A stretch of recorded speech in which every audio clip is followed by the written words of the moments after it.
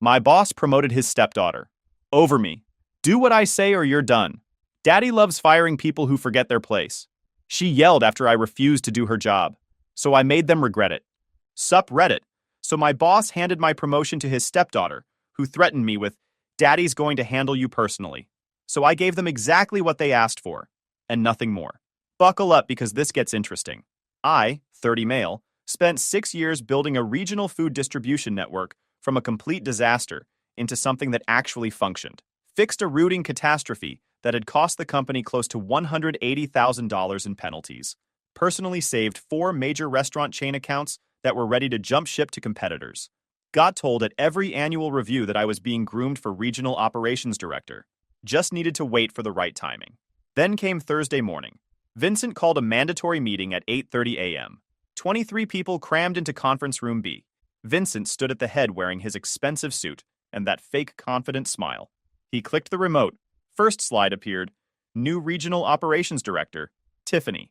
Tiffany, Vincent's stepdaughter. Different last name, same shortcut. The same Tiffany who'd started in early September, asking me basic questions about how cold chain logistics worked. The applause started immediately. That automatic corporate clapping where nobody's actually happy, but everyone knows they're supposed to perform. Tiffany stood up from her chair 2 rows behind me with this rehearsed smile. Vincent said Tiffany brings fresh perspectives and strategic vision to the role.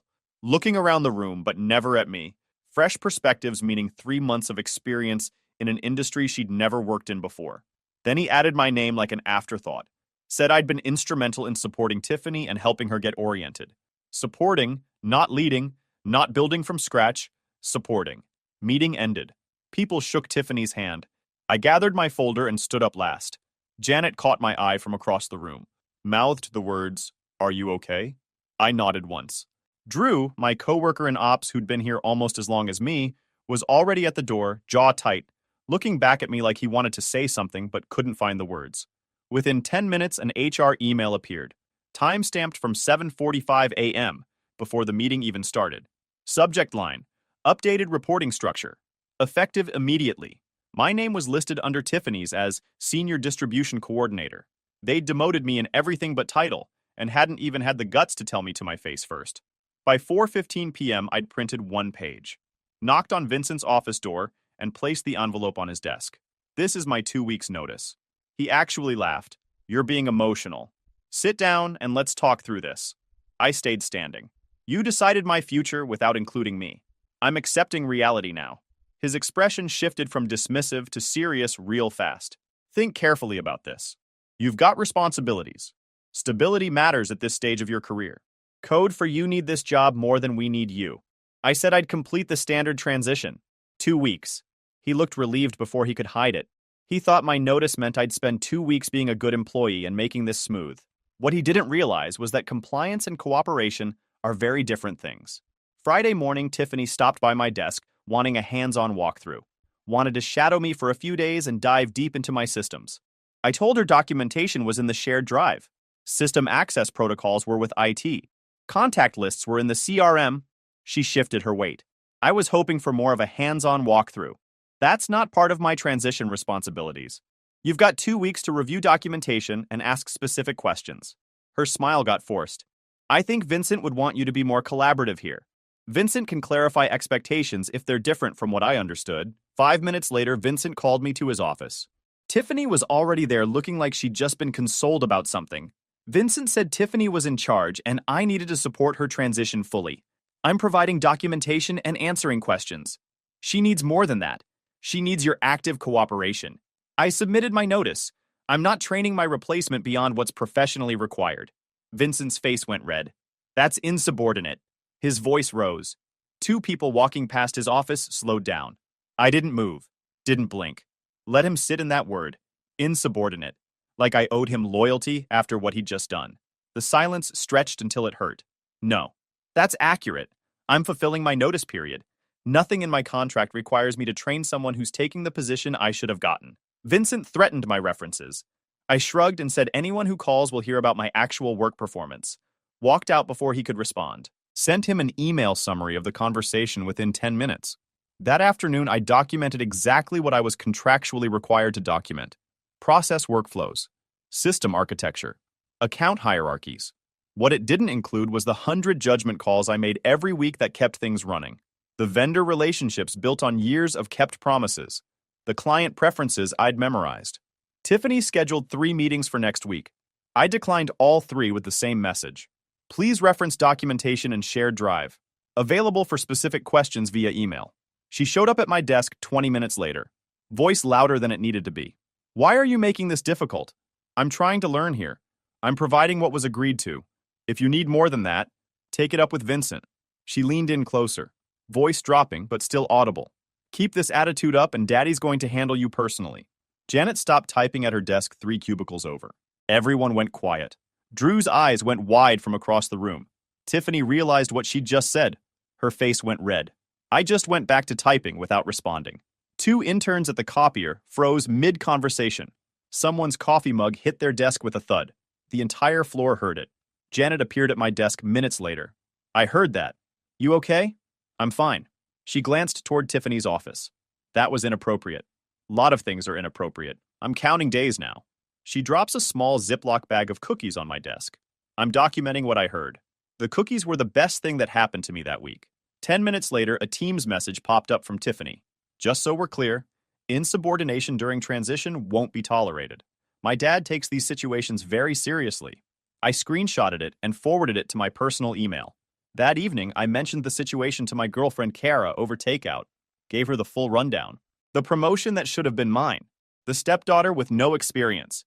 The demands for free labor on my way out. She set her fork down slow, stared at me with this careful expression.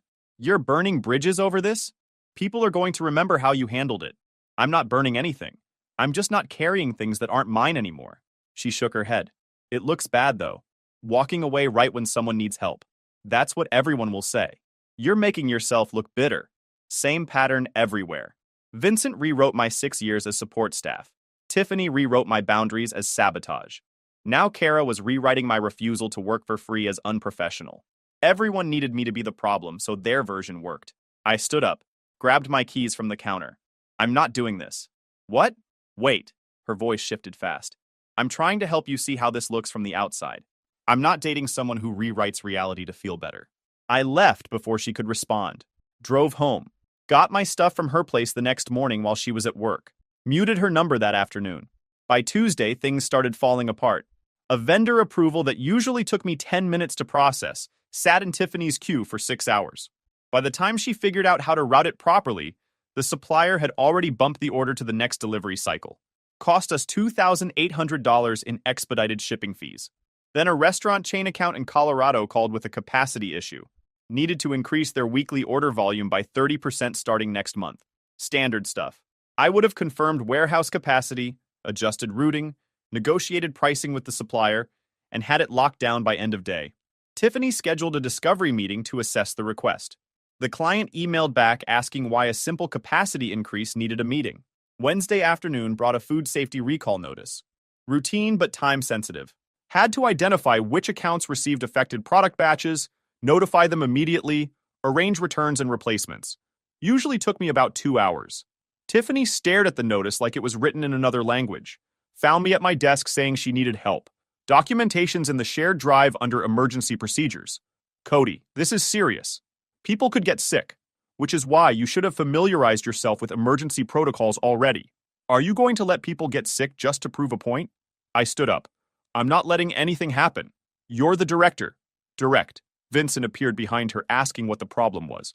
I pointed at my screen explaining that documentation for recall procedures was in the shared drive. Everything she needed was there. Vincent turned to Tiffany asking if she could handle it or not.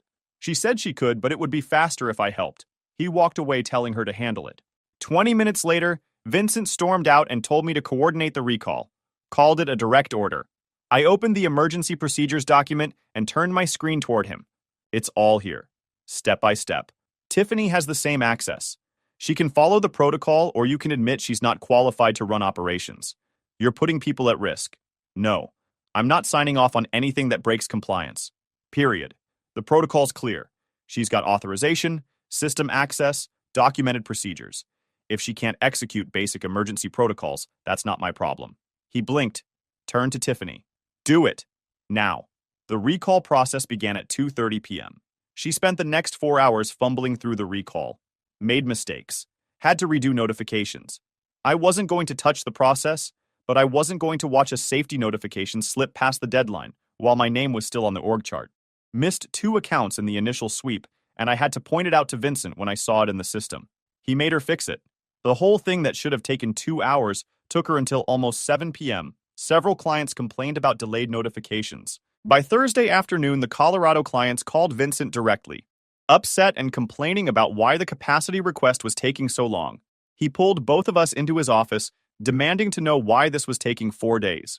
Tiffany pulled up a project timeline she'd created with phases and milestones. Vincent asked how long it would have taken me. 4 hours. Maybe 6 if there were complications. His jaw clenched. Do it. Not my account anymore. Tiffany's the director. She decides how to handle it. Is this a direct order? Vincent knew the trap. If he ordered me to take over it, admitted Tiffany couldn't do the job. He sat there stuck for a solid 10 seconds before Tiffany interrupted and asked me to handle it this one time. I'm fulfilling my notice obligations. This isn't one of them. The documentation's all there. Use it. Vincent's face went purple. That's insubordination. You promoted her. That includes the problems. Let her run them.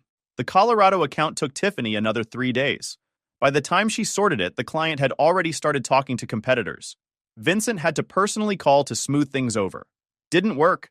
They reduced their order volume by 15% the following month. By the end of my second week, everything was operating at about 70% efficiency. Not catastrophic enough to trigger executive panic, but noticeable enough that people were starting to ask questions. Small operational issues that used to get handled in hours now took days. Decisions bounced between multiple people with nobody taking ownership. Clients started noticing. Wednesday afternoon, Tiffany called a team meeting, announced a new vendor evaluation system she wanted to implement. Would require every vendor to submit monthly performance reports with specific metrics. Drew raised his hand. Who's going to collect and process all that data? Tiffany looked annoyed. That's an implementation detail we'll work out. So you want vendors to do extra work without knowing who's going to use the information or how? It's about accountability, driving excellence in our supplier network. Drew glanced at me. I kept my face neutral. After the meeting, he cornered me by the coffee maker. That system's going to last 2 weeks tops. Generous? He laughed. You think she has any idea what she's doing? I think she's used to environments where ideas matter more than execution. This isn't that environment. Then came the parade of smaller disasters. A vendor called about a delayed shipment. Tiffany took the call on speaker with her door open. Half the floor could hear. The vendor needed resolution today. Tiffany's voice changed. Got that edge. Well, if you can't accommodate the timeline, my dad is going to have a problem with this delay. Dead silence. She hung up fast. Drew appeared in my cubicle 30 seconds later, with his eyes practically bugging out, saying she literally pulled the daddy card on a vendor. That vendor was going to tell every other vendor they knew. Meanwhile, a shipment routing error that I would have caught in the planning stage made it all the way to execution. Wrong truck, wrong warehouse, cost an extra day and $1,400 in corrections. A pricing approval sat unanswered for 3 days because Tiffany didn't understand the margin structure. Client called Vincent directly, upset and demanding answers. Client portal access request took a week to process instead of the usual same-day turnaround because Tiffany had to schedule meetings to understand the security protocols. Drew had started keeping a tally on a whiteboard in his office. Problems this week, 14. Problems last week, 6. Problems when Cody ran things, 2. By Friday, he'd added strategic evolution fees, $4,200. He'd erase it whenever management came around, but everyone had seen it. Monday started with Vincent trying a different approach. Called me into his office first thing. No Tiffany this time. Just him with his concerned manager face on. Look, Cody, I get it. You're upset, but think about your career here. You've got 6 years invested. Benefits, retirement matching, stability, had, past tense. Don't be dramatic. You're a valuable employee. We can work something out. I'm open to offers. His eyes lit up. He thought he'd found leverage. What if we create a senior advisor role? You'd have autonomy. Work directly with Tiffany on strategic planning. Reporting to her? Technically, yes, but it would be collaborative. So still working for someone who got promoted over me with 1/10 of my experience. Hard pass. He tried for another 15 minutes, offered me a retention bonus, suggested we could revisit the director role in a year, hinted that Tiffany might not work out and I could step back in. None of it changed the fundamental problem. They'd shown me exactly how much they valued me. No amount of backpedaling would erase that message. Tuesday morning, corporate scheduled a quarterly business review. Big meeting with regional executives, presenting results to the C-suite via video conference. Vincent had been preparing for weeks. Tiffany was supposed to present the operations overview. Wednesday morning, the conference room was packed. Vincent, Tiffany, 3 other regional managers, and the CEO on screen from corporate headquarters. Drew had somehow gotten himself invited as support staff. Tiffany started her presentation. First few slides went fine. Just overview stuff about regional scope and team structure. Then she hit the performance metrics. Started talking about delivery times and efficiency ratings. Put up a slide showing a 15% decline in on-time deliveries over the last quarter. The CEO's face on the screen shifted. That's concerning. What's driving that? Tiffany froze for a second, then said, "We're in a transition period, implementing new processes." Vincent jumped in. "This is temporary, part of our strategic evolution." The CEO wasn't buying it. "Show me customer retention numbers." Tiffany clicked to the next slide. Customer retention rate, 88%, down from 96% the previous quarter. Nobody said anything. 88% was disaster territory. It meant nearly 1 in 8 customers had either reduced orders or stopped working with them entirely. Drew caught my eye from the back of the room. He looked like he was about to pass out. The CEO stared through the camera. "That's an 8-point drop in 1 quarter. What happened?" Vincent opened his mouth, but Tiffany spoke first. Voice shaky. "We've had some personnel transitions. My predecessor left and..." "Wait, your predecessor left? When?"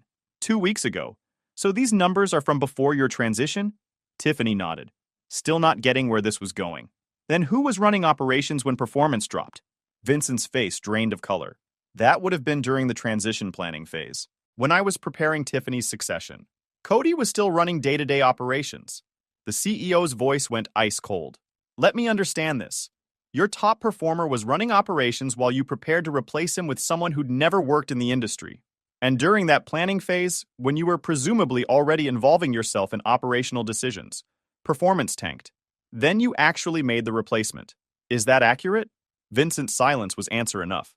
"So you replaced someone during a performance decline?" The CEO repeated. "Who made that decision?" Nobody wanted to answer. Finally, Vincent said it was part of a planned succession strategy. Based on what metrics? More silence. Vincent mentioned Tiffany brings strategic experience from corporate. The CEO looked at Tiffany.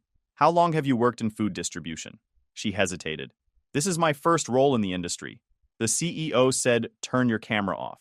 The screen went black, but everyone could hear his voice. "Vincent, I'm going to be direct. Your region was top performing. Now it's bleeding customers and missing delivery windows. You replaced your operations lead with someone from outside the industry during a critical period.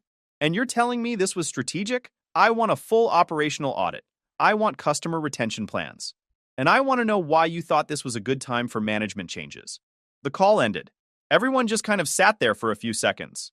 Then the other regional managers started gathering their things real fast. Nobody wanted to be in that room anymore. Vincent's face was purple. Tiffany looked like she might throw up. Drew was the first one to leave outright. I followed right behind him. We made it to the hallway before he said anything. Holy hell. Yep. Did you know those numbers were that bad? I knew they'd dropped. Didn't realize how much. 5 minutes later, Vincent stormed past without looking at either of us. Back at my desk, I checked my personal email. Had responses from 2 companies I'd interviewed with. Both wanted second-round discussions. One was a direct competitor with a regional VP role open. Better pay, clear authority, actual respect for experience. My phone buzzed. Text from a number I didn't recognize. It was Kara. The message was long. Started with "I was wrong" and ended with "Can we talk?" I deleted it without responding. Janet from accounting stopped by mid-afternoon. That was bad. Worse than bad. "You know Vincent's going to blame you somehow." "Probably. Doesn't matter. I'm out in 4 days." She pulled out her phone. "I sent something to HR this morning about Tiffany's threat and that team's message." She showed me the screen. Ethics complaint submission confirmation. Why? Because someone had to document it. And because if they try to blame you for this mess, there needs to be a paper trail showing why you left. Around 3 p.m., Vincent called a mandatory leadership meeting. A required attendance for anyone with senior in their title. The conference room was tense. Vincent stood at the head of the table. Tiffany sat next to him, looking smaller than I'd ever seen her. "We need to stabilize immediately." Vincent's voice was strained. I need everyone focused on customer retention and operational excellence. No excuses. Drew raised his hand. Are we going back to the old processes that were working? Vincent's jaw tightened. We're not going backward. We're fixing what's broken in the new system. What if the new system is what's broken? Drew asked. Vincent pointed at him. That kind of negativity isn't helpful. I spoke up then. First time I'd said anything in a group meeting since submitting my notice. The numbers speak for themselves. 8% retention loss, 15% decline in on-time delivery. Those aren't transition bumps. Those are structural problems. Vincent turned on me. You're the structural problem. You've been undermining Tiffany since day one. I stood up, calmly. No anger. I've been doing exactly what I said I'd do. Documentation and specific answers. If that's not enough, then the job required more than you were willing to admit. Tiffany finally spoke. Her voice was quiet but sharp. You wanted me to fail. I looked at her directly. No. I clocked out. The difference seemed lost on her. Vincent told me to leave the meeting. I left. Went back to my desk, logged out, grabbed my jacket, and went home 2 hours early. Nobody said anything. Drew texted me 20 minutes later. Vincent's losing it in there. Blaming everyone except himself and Tiffany.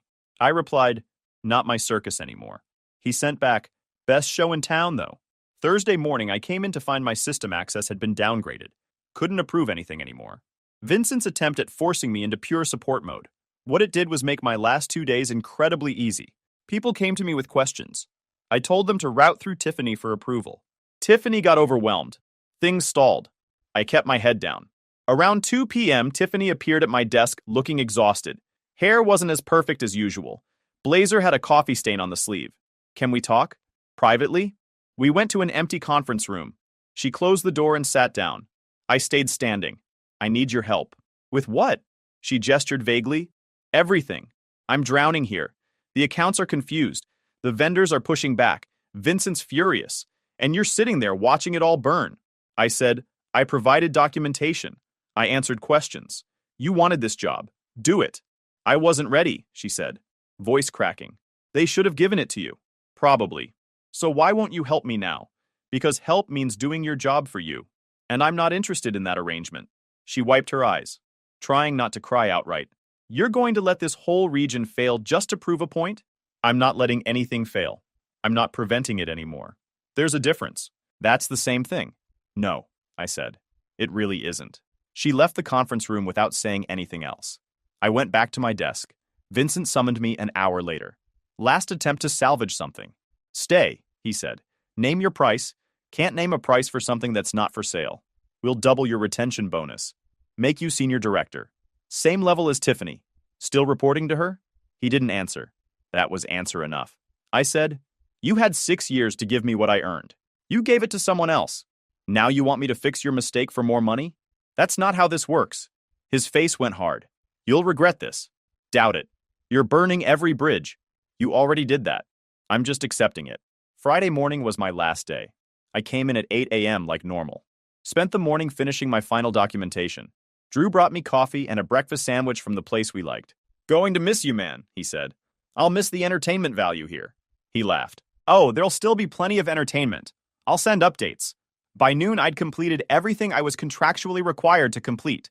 Logged out of all systems. Turned in my badge and laptop to IT. Packed up my desk. Nobody organized a goodbye lunch or gave speeches. Most people stopped by to shake hands and wish me luck. They knew what was happening even if they couldn't say it out loud. Vincent never came out of his office. Tiffany did, though. Caught me by the elevator with my box of personal items. I hope you're happy with yourself, she said. I'm not happy or sad. I'm done. You sabotaged me? No, I said. I stopped carrying you. Feels the same to you, but it's different. The elevator arrived. I stepped in. She stood in the hallway looking like she wanted to say something else. Doors closed. Drew was waiting in the parking lot by my car. End of an era, he said. Beginning of a new one. He held out his hand. I shook it. Whatever happens in there, he said, nodding at the building. It's on them now. Always was. Drove away without looking back. I knew what was coming. The only question was how long before they couldn't deny it. Started my new job the following Monday. Competitor company. Regional VP of operations. Bigger territory. Better pay. Actual respect for experience. The CEO who hired me had done his homework. Asked specific questions about my background. Wanted to understand how I'd built the systems I'd built. 3 weeks and my phone started buzzing. A vendor asked if I was still at my old company because their contact wasn't getting back to them on routine approvals. A former client mentioned communication issues and considering alternative suppliers. The distribution world is smaller than people think. Week 4. Drew texted, "This place is chaos." Tiffany scheduled a meeting to schedule a meeting. 3 accounts bailed this week. Week 5. A supplier I'd worked with for 4 years contacted me through personal email. They were having trouble getting straight answers about forecasting and capacity planning. Asked if I'd consult on the side. I declined, but suggested they might want to evaluate their partner relationships. 2 weeks later, that same supplier announced they were reducing their contract with my old company by 40%. $1.8 million in annual business gone. It hit the weekly trade blast as major supplier reduces distribution partnership amid operational concerns. By month 2, the decay was accelerating. Response times that used to be measured in hours stretched into days. Client complaints that used to get resolved immediately now sat in queues. The operational muscle memory I'd built over 6 years was fading fast, and nobody left knew how to rebuild it. A regional restaurant chain I'd personally managed for 3 years sent out an RFP to 5 different distributors. That contract was worth $3. $2 million annually. They'd been locked in and happy. Now they were shopping. My new company submitted a proposal. We won because their director of operations told me directly, we wanted someone who could execute, not present. By month 3, the damage showed up in quarterly reports. My old region went from top performer to bottom third. Revenue down 18%. Customer satisfaction scores in the basement. They brought in outside consultants. That's corporate code for we don't know how to fix this. The consultant report circulated internally. Someone sent it to Drew, who sent it to me. The email subject line read, Q3 Regional Performance Analysis and Structural Recommendations. Confidential. Lot of formal language about process gaps and leadership challenges. The actual finding was simpler. Operations collapsed after key personnel departure. But here's where it got interesting. The report also flagged ethical concerns. Janet's complaint had triggered a secondary review. The consultants found the 7:45 a.m. HR email, found the threat at my desk, found Vincent's reference threats, found the pattern of promoting someone unqualified over an experienced internal candidate with no documented justification. Drew texted, Vincent demoted. Tiffany stripped of authority. Can't fire the stepdaughter, but they made her irrelevant. I replied, what about your job? He sent back, new director starts Monday, might survive. 2 weeks later, I got one of those ultra-boring corporate emails in my personal inbox. Subject, Ethics Hotline Case Update, closed. It thanked me for cooperating, said the allegations were substantiated, and reminded me not to discuss it with anyone. No apology, obviously. Corporations would rather chew glass. I screenshotted it, archived it, and went back to work. Month 4.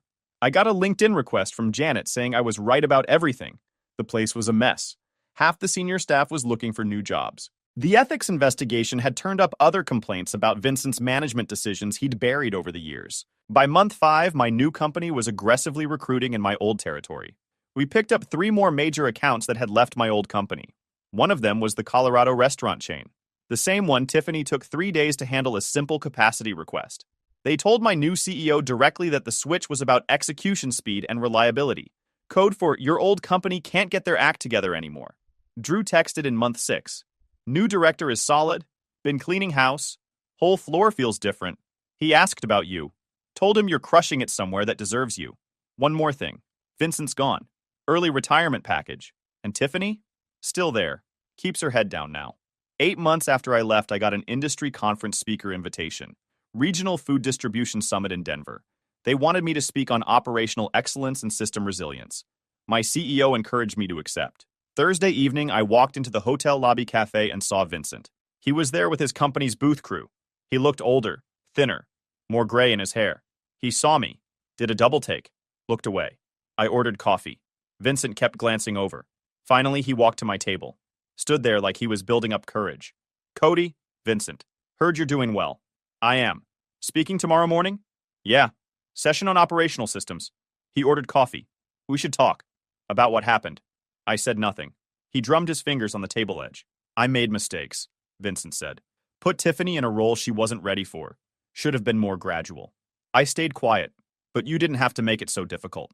You could have helped her succeed instead of watching her fail. I helped exactly as much as I was contractually obligated to help.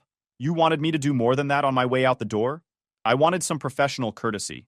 Professional courtesy is a two-way street. You burned that bridge when you promoted someone with 3 months' experience over someone with 6 years? He looked at his coffee. Your region.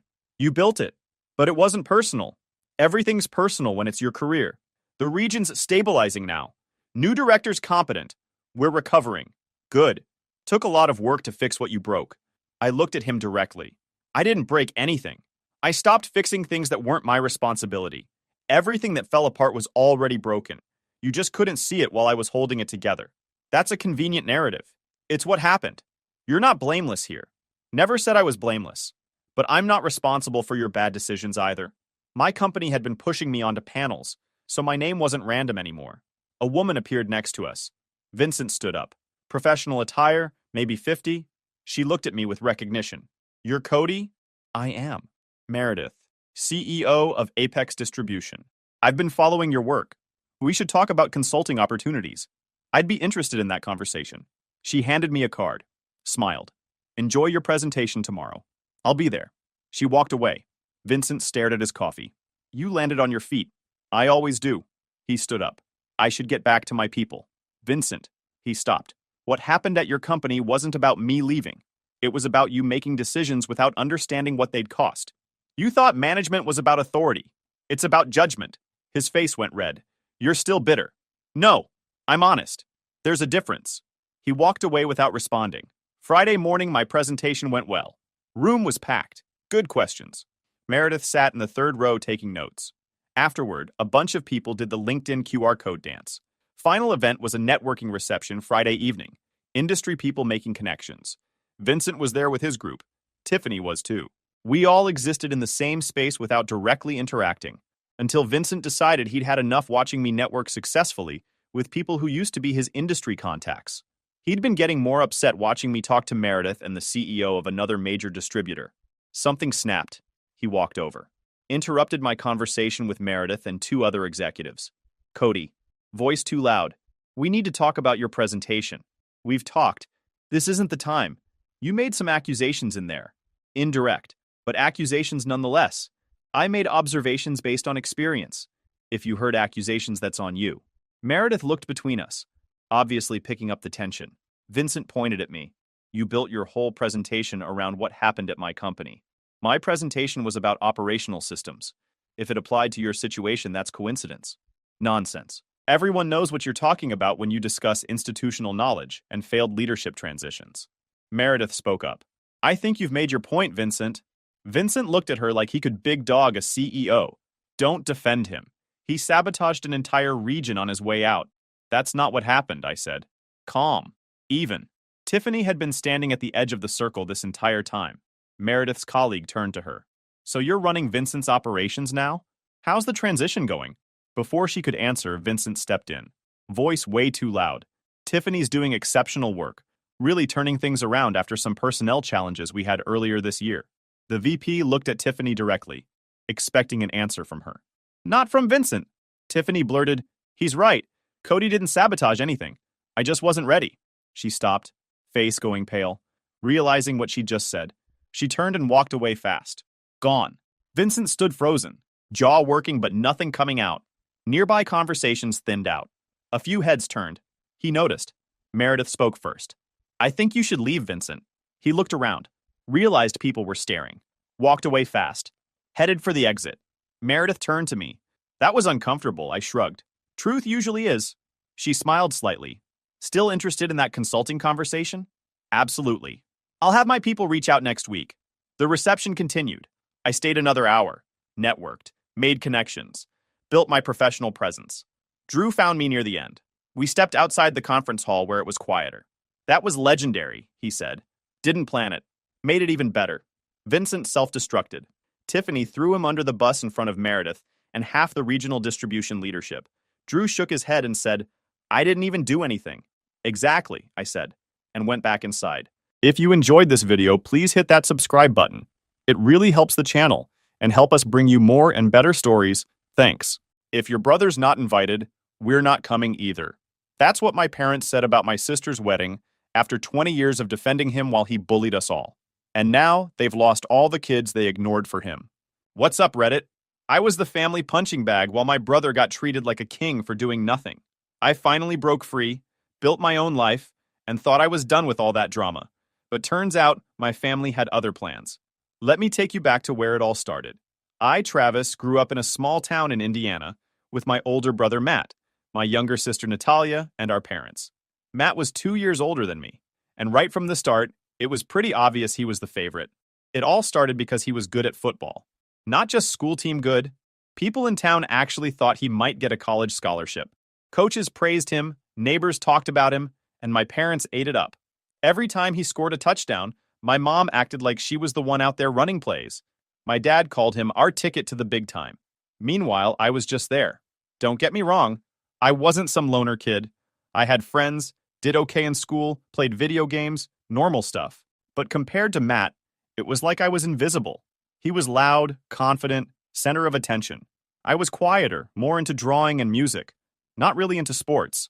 That alone was enough for Matt to start picking on me early. He'd take my stuff without asking, tell me I was too soft, make fun of my clothes or hair in front of his friends. If I got mad, he'd laugh like I was the crazy one. My parents always had the same reaction. Boys will be boys. One of my earliest memories of Matt being a jerk was my 10th birthday party. I had a few friends over. We were in the backyard eating cake, and Matt dumped a bucket of cold water on me in front of everyone. Ruined my cake, my gifts got wet, kids laughed awkwardly, and Matt stood there grinning like he just won the Super Bowl. I ran inside crying. My mom said I was overreacting, and my dad told me to lighten up. Matt didn't even get in trouble. That was the pattern for pretty much my whole childhood. Matt could do whatever he wanted. If he broke something, it was an accident. If he insulted me, it was a joke. If I ever snapped back, I was the problem. By the time I hit middle school, I started noticing how other people saw it too. Teachers would ask why Matt was so mean to me sometimes. One neighbor told my mom Matt shouldn't pick on me so much. She laughed it off like it was nothing. Matt got worse as he got older. It wasn't just teasing anymore. One time, he told my crush I still slept with a nightlight. Not true, by the way. And she stopped talking to me for weeks. Natalia was little back then, so she didn't get involved much. She was 4 years younger than me, and Matt mostly ignored her. Sometimes she'd tell him to leave me alone, but she didn't have any power in the house either. The golden boy treatment hit its peak when Matt started high school football. Suddenly, everything in our lives revolved around his games. Vacations were canceled because of tournaments. My parents wore his jersey to the grocery store like he was already in the NFL. Meanwhile, I was the kid getting rides to art class from friends' parents because mom and dad were too busy with Matt's schedule. The thing is, Matt wasn't even some perfect son outside of football. He barely passed classes, talked back to teachers, partied with his friends, and still got treated like he walked on water. And me? I kept my head down, got good grades, never got in trouble. It didn't matter. By the time I was 14, I stopped bothering to tell my parents when Matt did something to me. Like the time he accidentally broke my guitar because he was messing around with it. I realized nothing was going to change. One night at dinner, Matt joked that I was gonna end up living in mom and dad's basement forever. Everyone laughed except me. Funny thing is, years later, that line would come back to bite him way harder than anyone expected. But back then, I just sat there eating my food, counting down the years until I could leave. By the time I hit high school, I'd already learned the rules. Matt did whatever he wanted, mom and dad defended him, and I stayed in the background. But high school made it worse because now Matt had a car, a bigger friend group, and more ways to make my life miserable. One of the first things he did freshman year was take my bike. He said he needed it because his car wasn't starting, which was a lie. He rode it to a friend's house, left it outside overnight, and it got stolen. When I told mom and dad, they just said, "Well, you should have locked it up better." Like I was the one who left it there. I had saved all summer mowing lawns to buy that bike. Then there was my first date. I was 16. This girl named Kayla from my math class. We went to the movies. Everything was fine until Matt showed up with his friends halfway through. He spotted us in the lobby and started yelling, "Hey Travis, don't get nervous now, man. Don't cry if she holds your hand." Everyone laughed. Kayla was so embarrassed she barely talked to me the rest of the night. When I told mom about it later, she said, "He's just teasing. He doesn't mean anything by it." I started realizing Matt could burn the house down, and they'd probably blame the wind. The big turning point came Matt's junior year of high school when he was 17 and I was 15. Up until then, football had been the entire center of gravity in our house. Matt was the star, the future college athlete, the one everyone thought was going to make it big. Then, one fall afternoon, after some fight with his coach about playing time, Matt thought he deserved to be the starting quarterback. Even though the other guy was better, he quit the team mid-season, just walked out. Told everyone he was focusing on his future. What future? He spent the rest of junior year and all of senior year basically living in the basement, sleeping till noon, staying up all night playing Fortnite, hanging out with his friends. My parents kept telling people he was taking a break before college scouts came calling. Nobody called. Meanwhile, I was actually doing fine in school. Sophomore year, I joined the music club, got a part-time job at a pizza place, and tried to stay out of trouble while Matt drifted around acting like the world owed him something. But Matt wouldn't leave me alone. He started messing with my stuff on purpose. He'd go into my room when I wasn't home, take things, hide them, sometimes break them. The worst was the guitar. I'd saved up for a year to buy it. Came home one day, found it in 2 pieces. Matt said he bumped it off the stand. Mom told me I should have put it somewhere safer. I lost it that time. First and only time I actually shoved him. He shoved me back. We started yelling. Things got heated. Dad came in, broke it up, and guess who got grounded? Me. Because Matt told them I started it. He even threw in some fake tears saying I was always mad at him for no reason. I remember standing there thinking, he could literally rob a bank, and they'd blame me for not stopping him. I started working more hours at the pizza place. Partly because I wanted money, partly because it gave me an excuse not to be home. My boss was this guy named Joe, ex-military. He liked me because I worked hard. Sometimes I'd stay late just to avoid dinner with my family. At home, everything revolved around Matt, even though he wasn't doing anything. My parents still acted like any day now. Colleges would line up to recruit him. Reality was, he barely graduated. His GPA was trash. No sports teams wanted him, and he had no plan. The night of his graduation party was when things really exploded. Mom and Dad threw this huge backyard party, invited half the neighborhood. Matt was strutting around like he was king of the world. Someone asked him about college, and he said he was keeping his options open, like he was in high demand or something. Later that night, I heard him telling people I was probably going to be stuck living at home forever. That was rich coming from the guy who had no job, no college plans, and no clue what he was doing. I didn't say anything then, but I remember thinking, one day this whole golden boy thing is going to blow up in their faces. And it did. I moved out the same week I graduated high school, packed up my stuff, drove 3 hours to Purdue for college, and didn't look back. Mom cried like I was abandoning the family. Dad said, "Don't forget where you came from," which was funny coming from the guy who couldn't name a single one of my classes because he was too busy keeping up with Matt's football stats. Matt didn't even show up to see me off. He was still asleep when I left. College felt like freedom. Nobody yelling at me, nobody breaking my stuff, no parents acting like I didn't exist. I got a work-study job at the library, joined the music club, made a few friends. For the first time in my life, I wasn't walking around waiting for someone to screw with me just because they could. Meanwhile, back home, Matt's life started crumbling. Remember how he was supposed to be the big football star? Yeah, that dream died fast. He signed up for community college classes but barely showed up. Quit after 1 semester, told everyone school wasn't for him and that he was figuring things out. What he was really doing was sleeping till noon, playing Xbox all night, and mooching off Mom and Dad. They still acted like he was special. He just needs time, Mom would say, whenever relatives asked what he was doing now. He's keeping his options open, Dad told people, like Matt was some free agent athlete instead of an unemployed 20-year-old living rent-free. I stayed out of it. I had my own life finally, and I wasn't wasting time arguing with them about Matt. But every time I came home for holidays, he found a way to start something. The worst was Christmas my sophomore year. I brought my girlfriend at the time, Rachel, to meet my family. I warned her ahead of time about Matt, but she didn't get it until she saw him in action. We were sitting in the living room, just talking with relatives, and out of nowhere Matt says, "Hey Rachel, did Travis tell you he used to cry every time he lost at Mario Kart?" Everyone laughed. Then he goes, "Don't get him too excited tonight. He might cry again." Rachel looked uncomfortable. I was furious. And Mom told me to stop being so sensitive when I told Matt to knock it off. That was the last time Rachel came home with me. Natalia wasn't home much either. A few years later, when she was 18, Natalia started college in New York.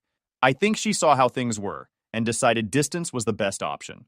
She didn't come home for fall break, skipped a few holidays, and when Mom complained, Natalia just said she was busy. Matt acted like she betrayed the family. He told people she thought she was too good for them now. Funny thing was, Natalia actually kept in touch with me way more than with our parents. She'd call me about classes, her boyfriend Daniel, life in New York. She rarely mentioned Matt unless it was to say she was glad she didn't have to deal with him anymore. By the time I was a junior, Matt was 22 and still living at home. No job, no school, no plan. He worked at a car wash for 2 months, quit because the boss was a jerk. Tried landscaping for a summer, quit because it was too hot. Every time he quit something, Mom said, "He just hasn't found the right fit yet." Meanwhile, Dad started pressuring me about visiting more often. He said the family was drifting apart because Natalia and I didn't come home enough. I told him maybe if things at home weren't always about Matt, people would actually want to be there. He didn't like that answer. Things finally blew up the summer before my senior year. I was home for a few weeks, working a temp job to save some money. One night at dinner, Matt started making comments about how I thought I was better than everyone just because I was in college. I ignored him at first, but he kept going. Said my degree was useless, that I'd end up working at a gas station like half the people with degrees.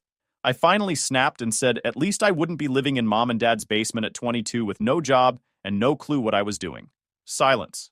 Dad told me to apologize. I laughed and said no because I wasn't wrong. Matt got mad, threw a roll at me across the table like we were 5 years old. I walked out, drove back to campus the next day, even though summer classes hadn't started yet. That was the last time I stayed longer than a weekend at my parents' house. After that, holidays were hit or miss. Sometimes I showed up, sometimes I didn't.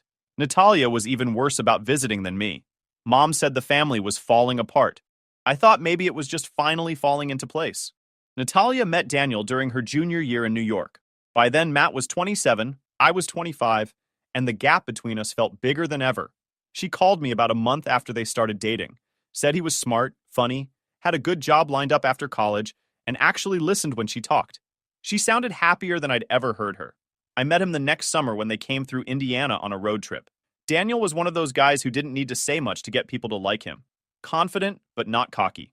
Shook my hand, asked about my classes, even brought my parents some fancy coffee from New York as a gift. Mom loved him immediately. Dad, too. Matt didn't. First time they met, Daniel asked him what he was doing for work. Matt muttered something about taking some time to figure things out. Daniel just nodded and changed the subject. I could tell Matt hated that he wasn't the most impressive guy in the room for once. A few months later, Christmas rolled around.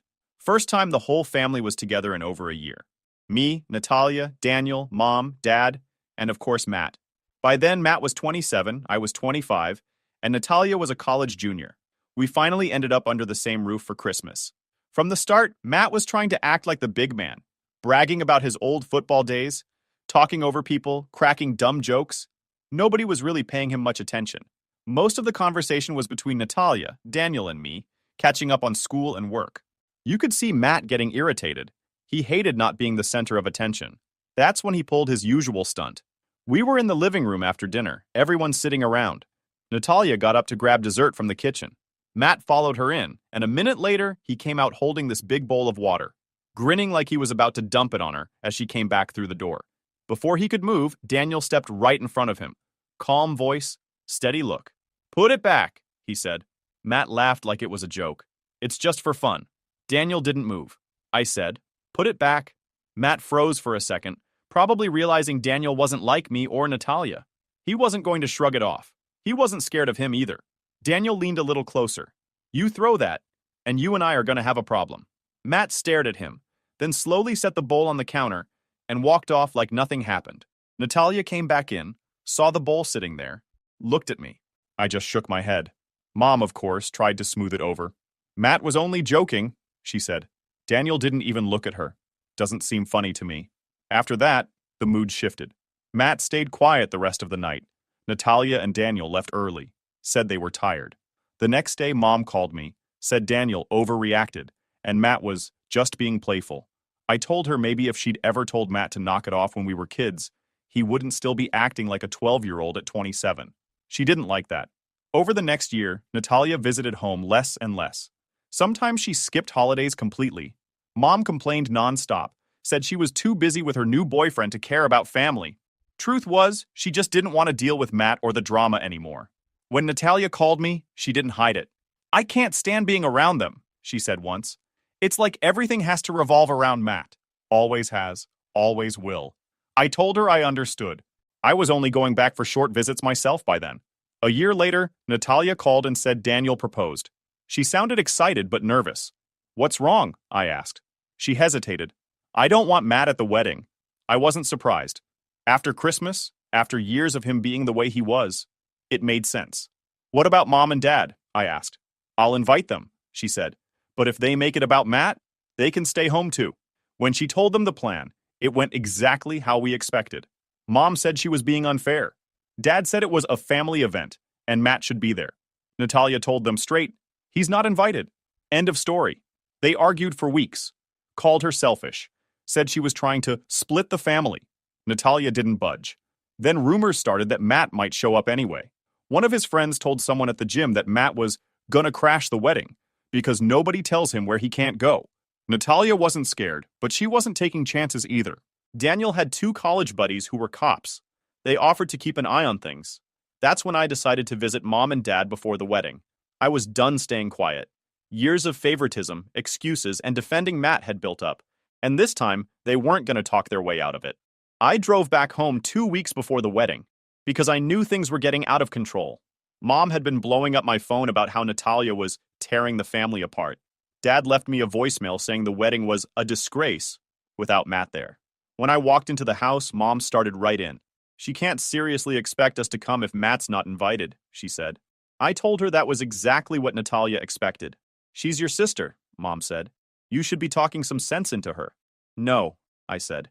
She doesn't want him there, and she has every right after everything he's done. Mom frowned like I'd just spoken another language. That night at dinner, Dad joined in. Your mother's upset.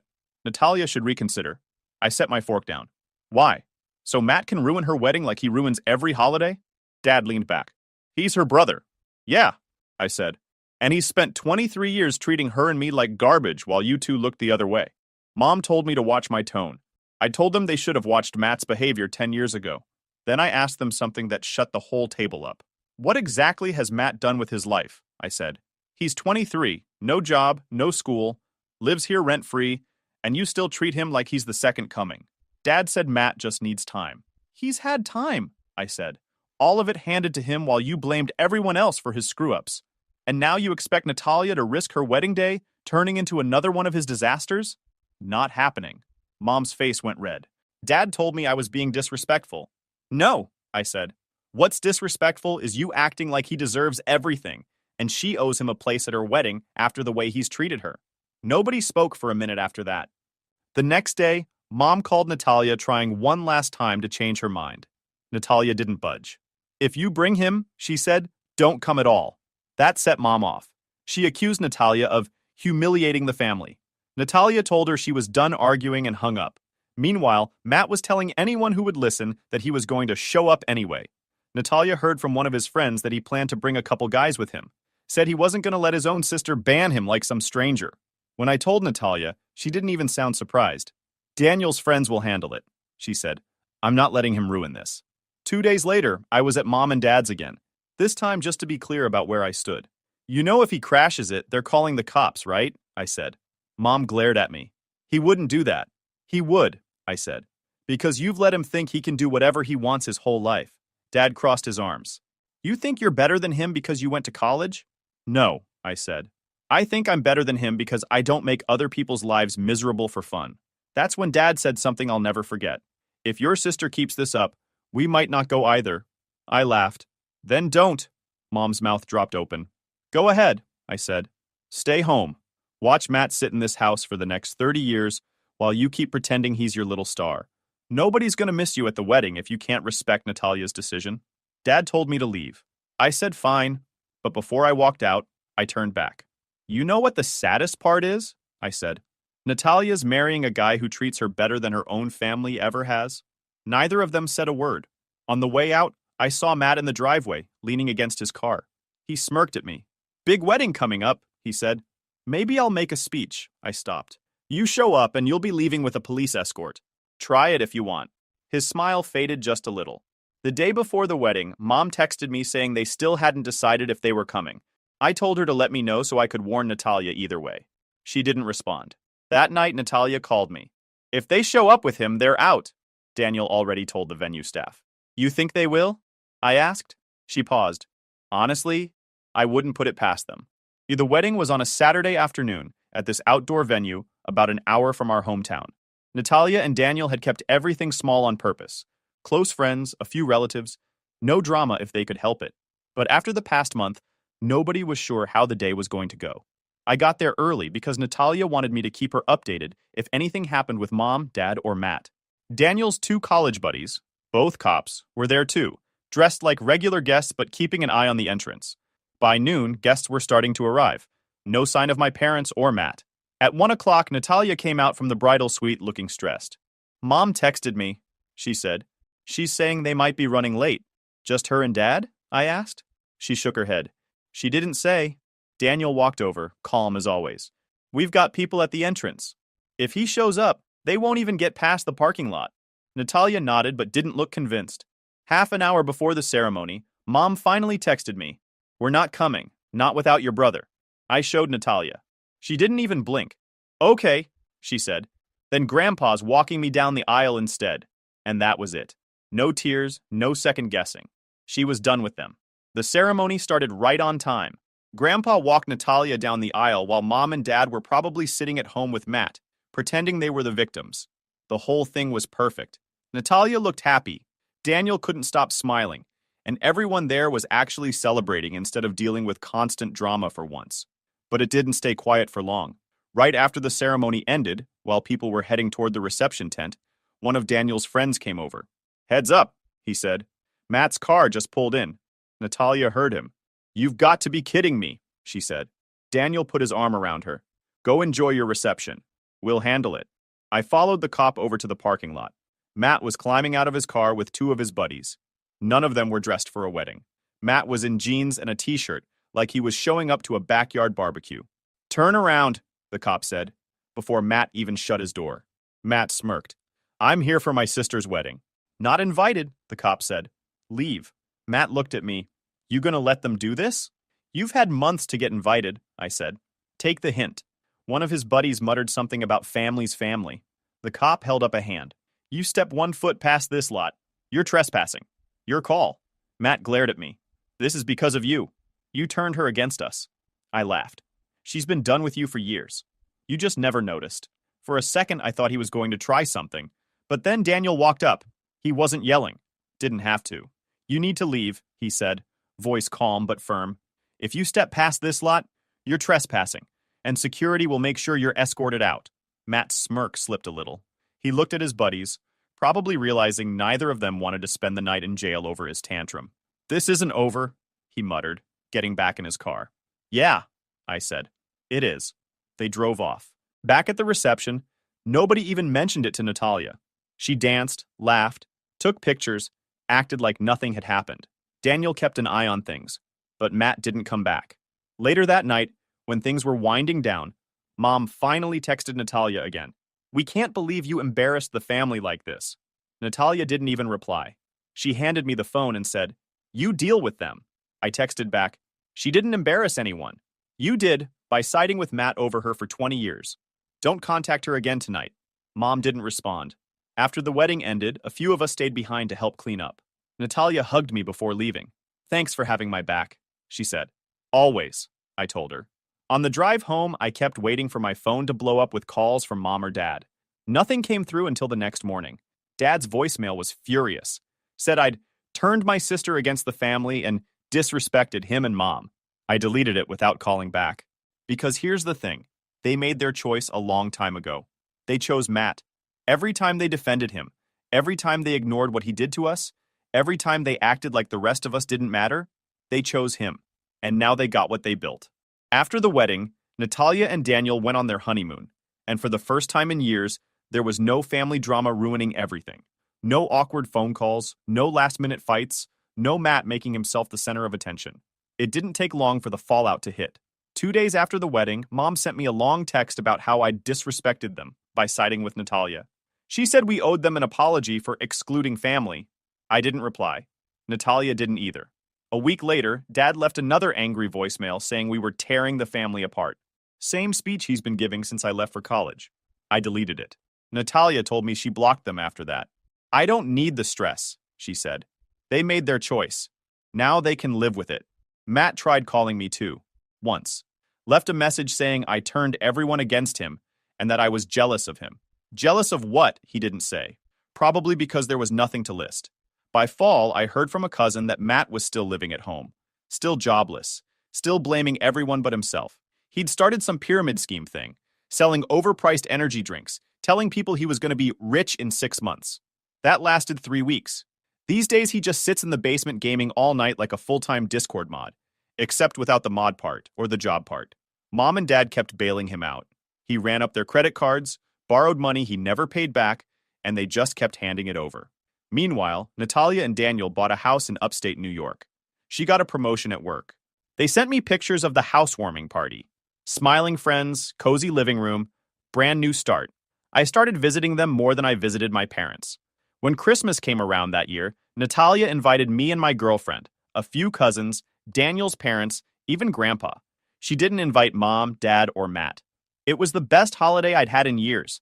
No tension, no fights, no waiting for someone to ruin the mood, just food, gifts, and people actually happy to be together.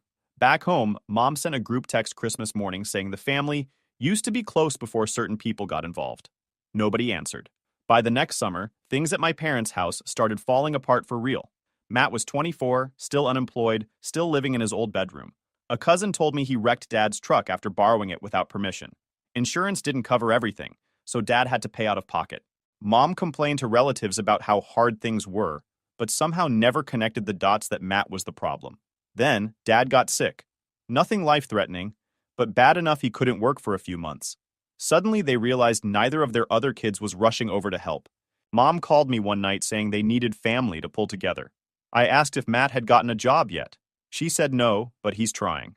Same line I'd been hearing for years.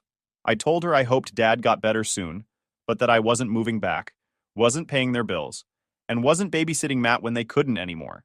She didn't like that answer. By the time Natalia had her first baby, Mom and Dad still hadn't met him.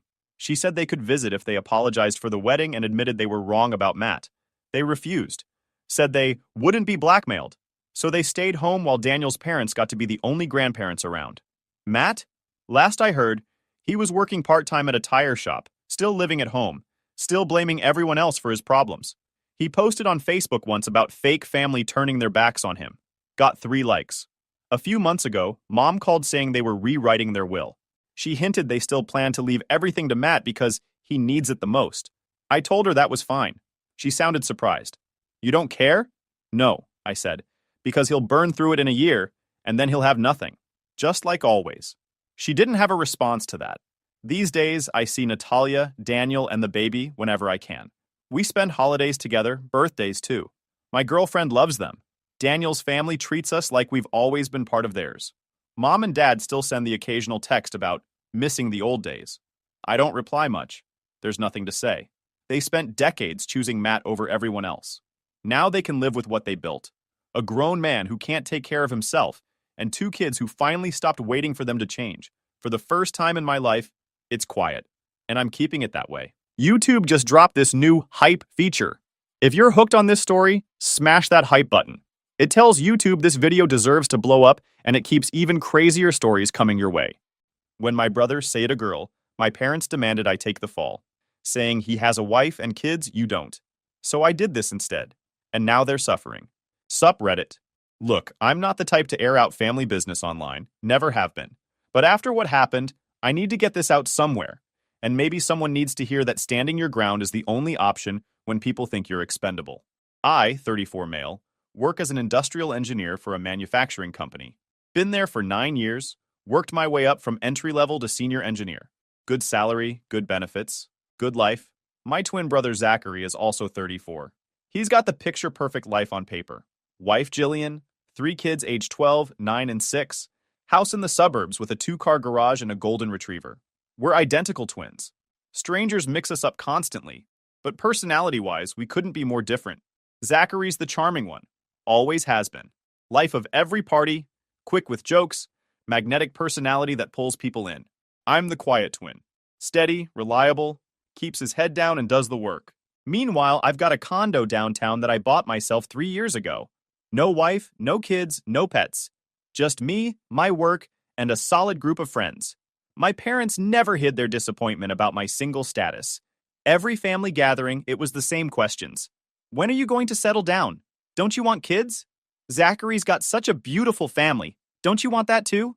I'd just shrug it off. I was happy with my life.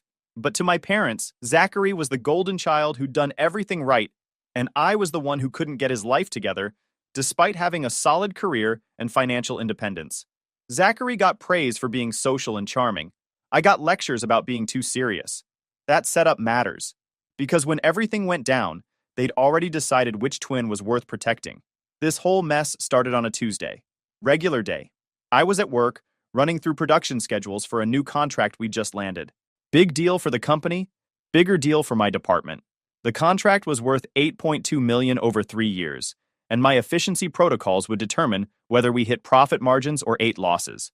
I'd spent 2 weeks building the presentation. The VP of operations was there, director of manufacturing, 2 board members who'd flown in from corporate. This wasn't some departmental meeting you could duck out of. I was in the middle of a presentation to some higher-ups about implementing new efficiency protocols when my phone started vibrating in my pocket. First my mom, then my dad, then Zachary. I ignored them. You don't take personal calls during executive meetings. That's just common sense. But they kept calling. My phone was practically doing a dance on the conference table. The VP gave me a look, so I excused myself and stepped out. 14 missed calls. 14. In 30 minutes. My mom's voicemail was shaking, almost incoherent. Something about an emergency, about needing to see me right away, about Zachary being in trouble. She wouldn't say what kind of trouble, just kept repeating that I needed to come to their house immediately. Family emergency. I called her back. She answered on the first ring, voice all high-pitched and panicky. Told me to finish work and come straight to their place. Wouldn't explain over the phone. The drive to their house after work felt longer than usual. I ran through possibilities in my head. Someone sick? Someone died? Zachary's business failing? Jillian leaving him? Nothing prepared me for what was actually waiting. I walked through the front door around 6 p.m. The house was dark except for the living room lamp. My parents sat on the couch. Zachary stood by the window looking at his phone, shoulders hunched. Jillian was nowhere to be seen. My dad didn't waste time. Zachary had been accused of sexually assaulting a 23-year-old woman at his office. She'd filed a police report 3 days ago. HR had been notified. Corporate lawyers were involved. The woman had hired her own attorney. I stood there processing. Did he do it? Zachary didn't look at me. My mom started crying immediately. She launched into this speech about misunderstandings, money-hungry women, false accusations. My dad cut in. They needed to discuss options as a family. Be smart about this. Strategic. That's when I should have walked out. That's when every instinct in my body told me to turn around and leave. But I didn't. I stayed because I thought maybe there was a reasonable explanation.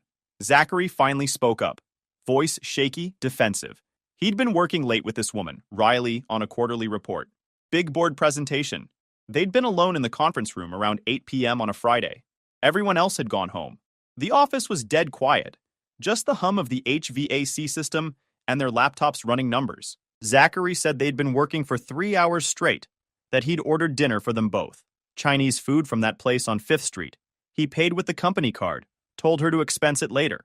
Said the conversation had shifted from work to personal, that she'd laughed at his jokes, that he'd thought she was interested. He admitted he'd made advances. Tried to kiss her, put his hand on her thigh, told her she looked attractive. But he swore when she said no, he stopped. That she pushed him away and he backed off immediately. A misunderstanding between colleagues. A misread signal. Did you force yourself on her? Did you assault her? He hesitated. Just a second. Maybe 2. His eyes flicked to my parents before looking back at his phone. That hesitation told me everything. My mom jumped in before he could actually answer. None of that mattered right now. The details were irrelevant. What mattered was protecting the family. Protecting Zachary's kids. She kept saying his kids, like they were props instead of actual human beings. Then my dad started with the pitch. He leaned forward, hands clasped together, voice steady, reasonable, like he was proposing a business deal. We need to think about this strategically. Zachary has 3 children depending on him. Jillian doesn't work. They have a mortgage, school tuition. If Zachary goes to prison, that entire family collapses. My mom nodded along. We just need to help create some doubt. Make it less clear-cut. That's all. I sat there trying to figure out where this was going. What are you asking me to do? My dad exchanged a look with my mom, Then back to me. We're asking you to help your brother. To say you were there that night, that you saw what happened, that maybe things weren't as clear as this woman is claiming. The words hung in the air. I let them sit there for a minute. You want me to lie to the police? We want you to provide context, my mom said quickly. Help show that Zachary isn't a predator, that this was a misunderstanding that got blown out of proportion. My dad's expression changed. Harder. Fine. If that's not enough, then you take his place. You go in, you tell them it was you. My dad continued. You don't have the same responsibilities Zachary does. He has a wife and kids. You don't. Your job is just a job. If worst case happens, and there are consequences, you can recover. Zachary can't. His kids can't. I stood up. I wasn't there that night. I'm not lying to police about a sexual assault. My mom's voice went higher. We're not asking you to lie, just to help create reasonable doubt, to show that Zachary isn't the person this woman is making him out to be. By saying I was somewhere I wasn't. That's lying. My dad's expression hardened slightly. We're asking you to think about what's best for this family, for those 3 children who need their father. Then Zachary should have thought about that before he assaulted someone. The room went cold. My mom stopped crying. My dad's jaw clenched. Zachary finally looked up from his phone. It wasn't like that. I didn't assault anyone. This is a misunderstanding and you're acting like I'm some kind of monster. Did you touch her without permission? I misread signals. That's not a crime. Actually, it is. And now you want me to help you get away with it. My dad stood up. Voice still controlled, but with an edge now. Family protects family. We're trying to protect this family. You walking away means you're choosing a stranger over your own brother. I'm choosing not to commit a crime for him. My mom grabbed my arm. Please, just think about it. Sleep on it. We can talk more tomorrow when everyone's calmer. I pulled my arm away. There's nothing to think about. I'm not doing this. I headed for the door. My dad called after me. If you walk out now, don't expect us to just let this go. Zachary needs help. This family needs help. You refusing to be part of that solution says everything about who you are. I stopped at the door, turned back. What exactly does it say? That you care more about yourself than your own family. I left without responding. The next morning started with texts from my mom at 6:47 a.m. Please reconsider. We're desperate. Zachary's lawyer says the case is strong against him without someone else to provide context. You're the only one who can help. Please. Then another at 7:15 a.m. Those children are going to grow up without their father because you won't help. Can you live with that? Zachary texted around 10 a.m. about his life, his kids, Jillian falling apart. Jillian texted at 11:30 about the children asking why daddy seemed scared. My dad left a voicemail about family loyalty, doing what's right, how the extended family would know I refused to help. My mom called crying about how she didn't raise me to be selfish. I didn't respond to any of it. Blocked Jillian's number. Deleted the voicemails without finishing them. Went to work like normal. That evening, my dad tried calling my office line. The receptionist transferred it. We need to talk about this rationally, he started. No greeting. You're making an emotional decision based on principle instead of thinking about the practical reality. Zachary's lawyer says, I hung up, blocked his number from the office system. Around 8 p.m., my mom showed up at my building. The front desk called up. I told them I wasn't accepting visitors. She waited in the lobby for 40 minutes before security asked her to leave. The security guard, this older guy who'd worked the desk for 6 years, gave me a heads up the next morning. Said she'd been crying, making a scene, trying to convince him to let her up without clearance. He'd dealt with enough drama in his career to know when someone was trying to manipulate their way past building policy. He'd stood firm, eventually called the building manager when she refused to leave. She'd finally walked out muttering about ungrateful children. Day 2 was worse. My mom texted at 6 a.m. about the prosecutor moving forward with charges. Zachary sent a long text about having to sell the house, pull the kids from school, move in with Jillian's parents, destroying their lives for moral high ground. I ignored all of it. My dad called my supervisor that afternoon. Got his number from LinkedIn. My boss called me in around 3 p.m. looking confused. Your father called. Said there's a family emergency and he's concerned about your mental state. Asked if you've been acting unusual lately. I felt my jaw clench. There's no emergency. My family is trying to involve me in a legal situation I want no part of.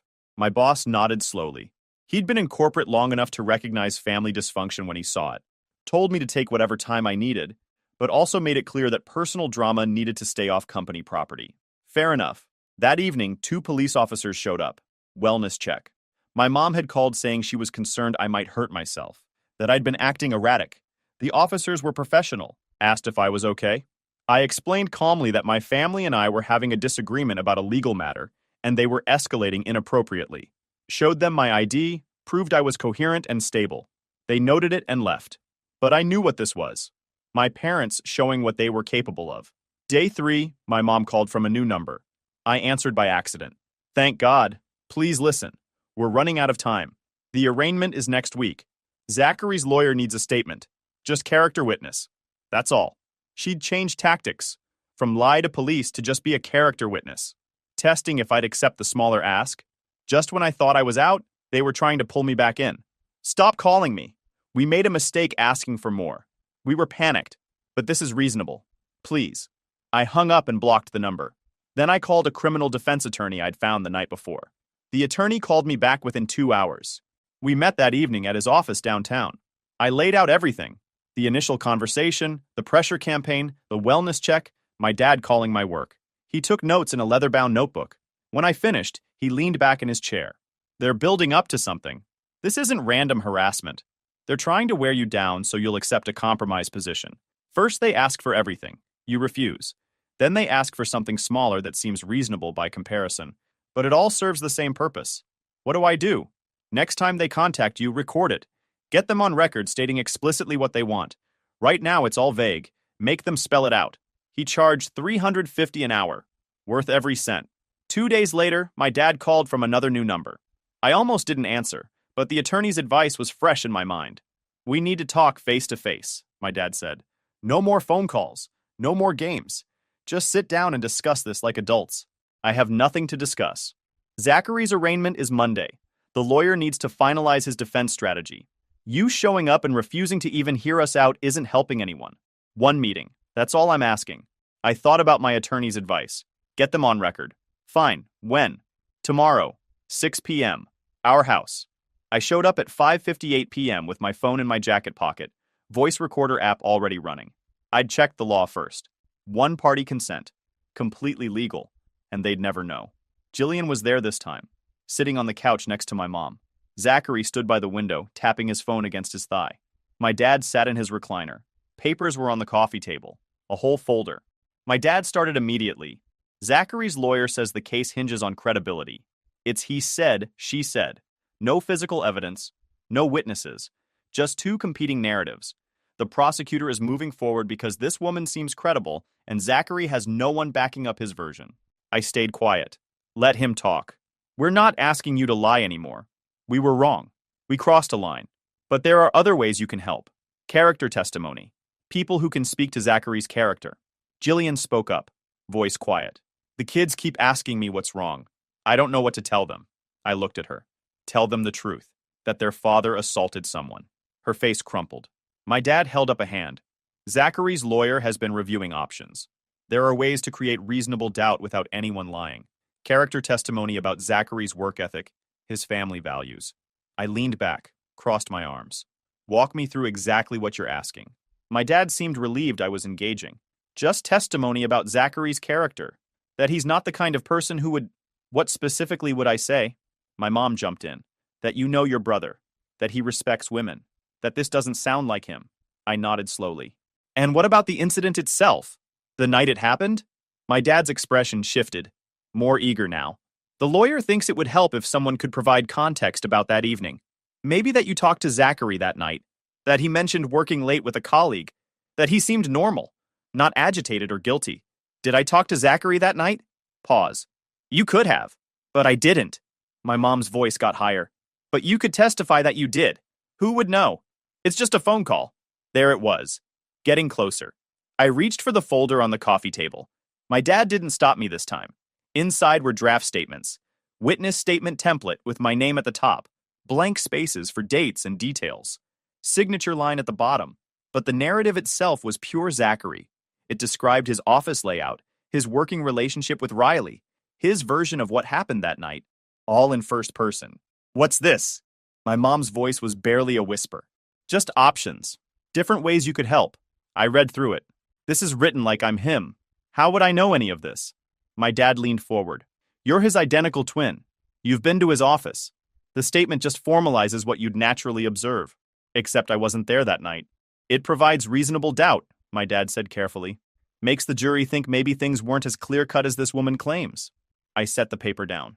You want me to sign a statement describing events I didn't witness to make it seem like I have direct knowledge of what happened. My dad's jaw tightened. We want you to help your brother. By telling police I was at his office that night? My mom grabbed my hand across the table. Please. We're running out of options.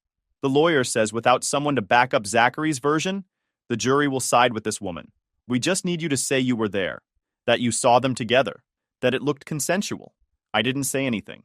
Just looked at my phone screen and watched the timer climb. 38 minutes. 39. My dad stood up. You're his twin. You're the only one who can do this. Sign the statement. Tell the lawyer you were at the office building that night, that you saw Zachary and Riley together in the parking lot or through a window, that they seemed friendly. That's all we need. Zachary finally stopped tapping his phone, looked at me directly. I didn't assault anyone. And if you were there, if you saw us, you'd know that. So really, you'd just be confirming the truth. Except I wasn't there. So I'd be lying. My dad's voice hardened. We're asking you to sign a statement saying you were at Zachary's office building the night of the incident, that you observed him and Riley together, that their interaction appeared consensual. That's what we need from you. I stood up. I'm not signing anything. I'm not lying to police. I'm not committing perjury for Zachary. My mom grabbed my arm. Tighter this time. Nails digging in. Then you're choosing to destroy this family. Zachary's kids will grow up without a father because you won't help. I pulled my arm away. Zachary's kids will grow up without a father because he assaulted someone. My dad stepped closer. You walk out that door, you're not welcome back. Ever. I headed for the exit. Stopped at the door. You should know, that folder you prepared, with the fake statement with my name on it, if anything with my signature shows up anywhere, I'm filing charges for fraud and forgery. My mom's voice cracked. We'll make your life miserable. You already tried. Then I left. The recording was backed up to cloud storage before I even made it to my car. Every word, every request, every admission that they wanted me to lie to police about being present at a crime scene. All documented. I drove straight home and opened my laptop. Created a folder titled Zachary Case Evidence.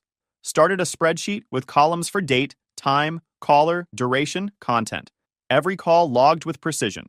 Every text message screenshot with metadata visible. The recording from tonight's meeting, saved in 4 locations. 2 cloud services, external hard drive, encrypted USB backup in my desk drawer. I'd learned years ago in my engineering work that redundancy prevents disaster. Same principle applied here. Then I called my attorney, left a message explaining what happened, sent him the recording file. He called back within 30 minutes. That recording is gold. Your father explicitly asked you to sign a false statement. Your mother admitted they prepared documents without your consent. This is conspiracy to obstruct justice. I'm drafting a cease and desist letter tonight. Over the next 5 days, they called 32 times. I didn't answer once. Every call, every voicemail, every text went straight to my attorney. He compiled it all into a legal file. My attorney sent formal cease and desist letters to my parents, Zachary and Jillian. Communication stops immediately, or we pursue harassment charges. They didn't stop. 3 weeks after I refused to take the fall, my attorney called me at work. They're trying to do it anyway. Zachary's attorney started pushing a mistaken identity narrative in their filings. They're arguing Riley confused the two of you, that she thinks it was Zachary, but it was actually you. I felt cold. They're framing me without my consent? Yes. And it gets worse. The detective handling Riley's case wants to talk to you. I told him we'd cooperate fully, but only with me present and everything on record. The meeting was 2 days later. The detective, mid-40s, looked tired. He had Zachary's defense filings on the table. Your brother's attorney is claiming mistaken identity. Can you verify your location that evening? I pulled out my phone, opened my location history. I was at home. My phone was connected to my home Wi-Fi from 6 p.m. to 11 p.m. My building has security cameras in the garage and lobby. My car never left. I can provide my work badge log showing I left the office at 5:30 p.m. that day. The detective made notes. Your brother's attorney suggested you might have borrowed a car. I didn't. I was home, alone. I have proof. I forwarded everything to the detective. My phone's location data, request forms for my building's camera footage, my work access logs, everything. My attorney leaned forward. My client's family attempted to coerce him into making a false confession. We have recorded conversations documenting this attempt. We have text messages. We have timestamps. The document they submitted with my client's name is fabricated without his knowledge or consent. If they continue to involve my client's name in their defense strategy, we'll pursue criminal charges for conspiracy to obstruct justice, defamation, and witness tampering. The detective looked at the defense filings again, then at me. You're not a suspect. Your brother's attorney is trying to create alternative narratives because his case is falling apart. The mistaken identity angle is desperate. They know this won't hold up, but they're trying to create confusion for potential jury members. I nodded. What happens now? We proceed with the case against your brother. His statement goes in the trash. If he tries this again, we'll add obstruction charges. That was in December. The case wouldn't go to trial for another 13 months. I called my attorney the day after the detective cleared me, told him I had information that could help Riley's case. Evidence about Zachary's past behavior. The financial trail showing my parents had protected Zachary before. Don't contact her directly, my attorney said immediately. That's witness tampering territory, even with good intentions. Zachary's attorney will use it against you both. Let me reach out to her counsel. Smart move. My attorney contacted Riley's attorney the next day. Explained what we had. Recordings of my family asking me to provide false testimony. Documentation of the pressure campaign. Evidence they'd prepared fraudulent statements. Information about past incidents. Her attorney called back within hours. Said Riley wanted to meet but through proper channels. My attorney set it up for the following week. We met at my attorney's office. Riley's attorney was there. My attorney was there. Everything documented and above board. Riley was younger than I expected. Junior accountant, probably fresh out of college when she started at Zachary's company. She had that look people get when they're fighting something bigger than themselves and running on empty. Her attorney did most of the talking initially. Explained that Zachary's family had been harassing Riley. Phone calls to her workplace. Settlement offers with NDAs. Threats about dragging her through court. My attorney slid the documentation across the table. The recordings. The fake statements with my name. The timeline of harassment. This shows a pattern. The family's coordinating to obstruct justice. The prosecutor needs this. Riley's attorney reviewed everything. Took notes. Then Riley spoke for the first time. They offered me $75,000 to disappear. Said if I refused, they'd destroy my career. Her voice was quiet but steady. Someone called my boss asking about my performance reviews. Like they were building a file on me. I leaned forward. They tried the same approach with me. When I refused, they fabricated evidence with my name on it. Her eyes filled with tears. You'd really do this? Against your own family? They stopped being my family when they asked me to become a criminal to protect a predator. My attorney forwarded everything to the prosecutor that afternoon.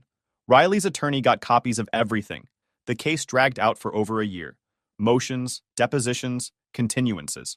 Zachary's attorney kept trying to delay, hoping Riley would give up or the evidence would get weaker. She didn't. Riley's case was solid. She'd emailed herself a detailed account within an hour of the assault, time-stamped at 9:47 p.m.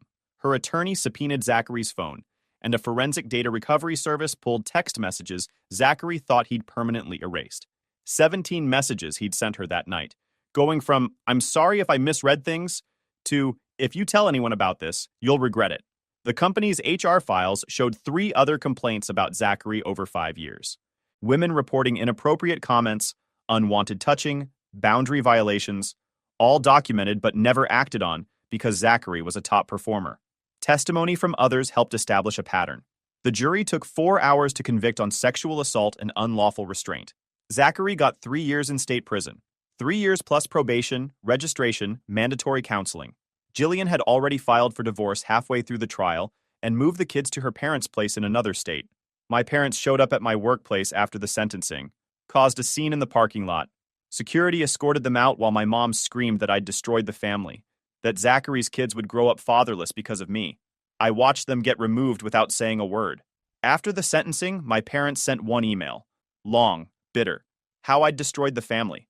How Zachary's kids would grow up fatherless because of me. I replied with one sentence.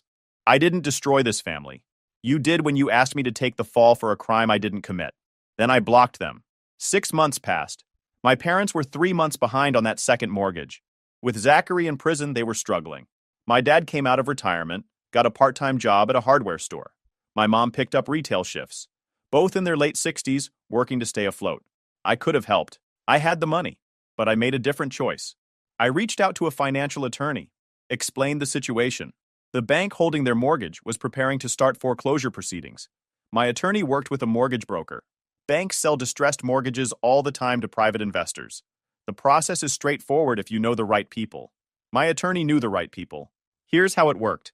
My parents' original $200,000 second mortgage had been paid down some over 3 years, leaving an outstanding balance of about $185,000. The first mortgage had been paid off years earlier, making this their primary remaining debt. After they fell behind on payments, the bank wanted to offload the non-performing debt. I bought the note for $140,000, which was about 75 cents on the dollar. The bank was happy to get something rather than deal with a lengthy foreclosure. Once the transfer was complete, I now held a debt worth $185,000 that I'd only paid $140,000 for. The process took 6 weeks. Everything legal, everything documented, everything through proper channels. Once the transfer was complete, my attorney sent them a certified letter. The debt had been sold. They now owed payments to a different entity. Make payments on time every month, or foreclosure proceedings would begin. The letter didn't mention my name, not once. Just standard business language, account numbers, payment instructions. My dad figured it out within an hour. Called. I didn't answer. Sent it straight to voicemail. His message was predictable, yelling about how I was kicking them while they were down. How could I do this? What kind of person had I become? Called me vindictive, cruel, heartless. I deleted it without finishing. He called my attorney's office. My attorney informed him that this was a standard financial transaction. If they had concerns about their ability to make payments, they should contact the mortgage servicer directly. Any further contact with me would result in harassment charges. My mom tried letters, tearful handwriting about how she didn't understand how I could be so cruel, how she'd raised me better than this, how family was supposed to forgive each other. She sent cards with photos of Zachary's kids with handwritten notes about how they missed their dad. I sent everything back unopened. They kept making the payments. Barely, but they managed. Every month, like clockwork, the payment would hit the account. I never acknowledged it. Just watched the money come in, watched them scrape together enough to avoid default. My dad working 40 hours a week at the hardware store. My mom doing weekend shifts at a discount store. 2 people in their late 60s grinding through retail because their golden child couldn't keep his hands to himself, and they'd bet their entire future on him staying free. 10 months after Zachary's sentencing, they'd fallen even further behind despite their efforts. Late fees had accumulated, bringing the total balance to $187,000. Foreclosure was in motion. The auction date had been set for December 15th, less than 30 days away. My attorney got a call from theirs. They wanted to meet, discuss resolution options. No, I said. They're asking for a meeting to negotiate. You don't have to agree, but legally they're allowed to try. Fine. Your office. Cameras recording. You present. The meeting was scheduled for the following Tuesday at 2 p.m. They showed up 15 minutes early. My attorney's receptionist let me know via text. I made them wait until 2:05 p.m. When I walked into the conference room, my parents were sitting across the table. My dad looked smaller than I remembered. My mom's hands were shaking.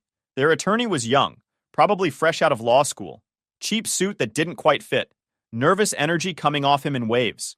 I sat down. Didn't greet them. Didn't make eye contact. Just opened my laptop and pulled up the mortgage account. Their attorney started. We're here to discuss a potential resolution regarding the mortgage debt.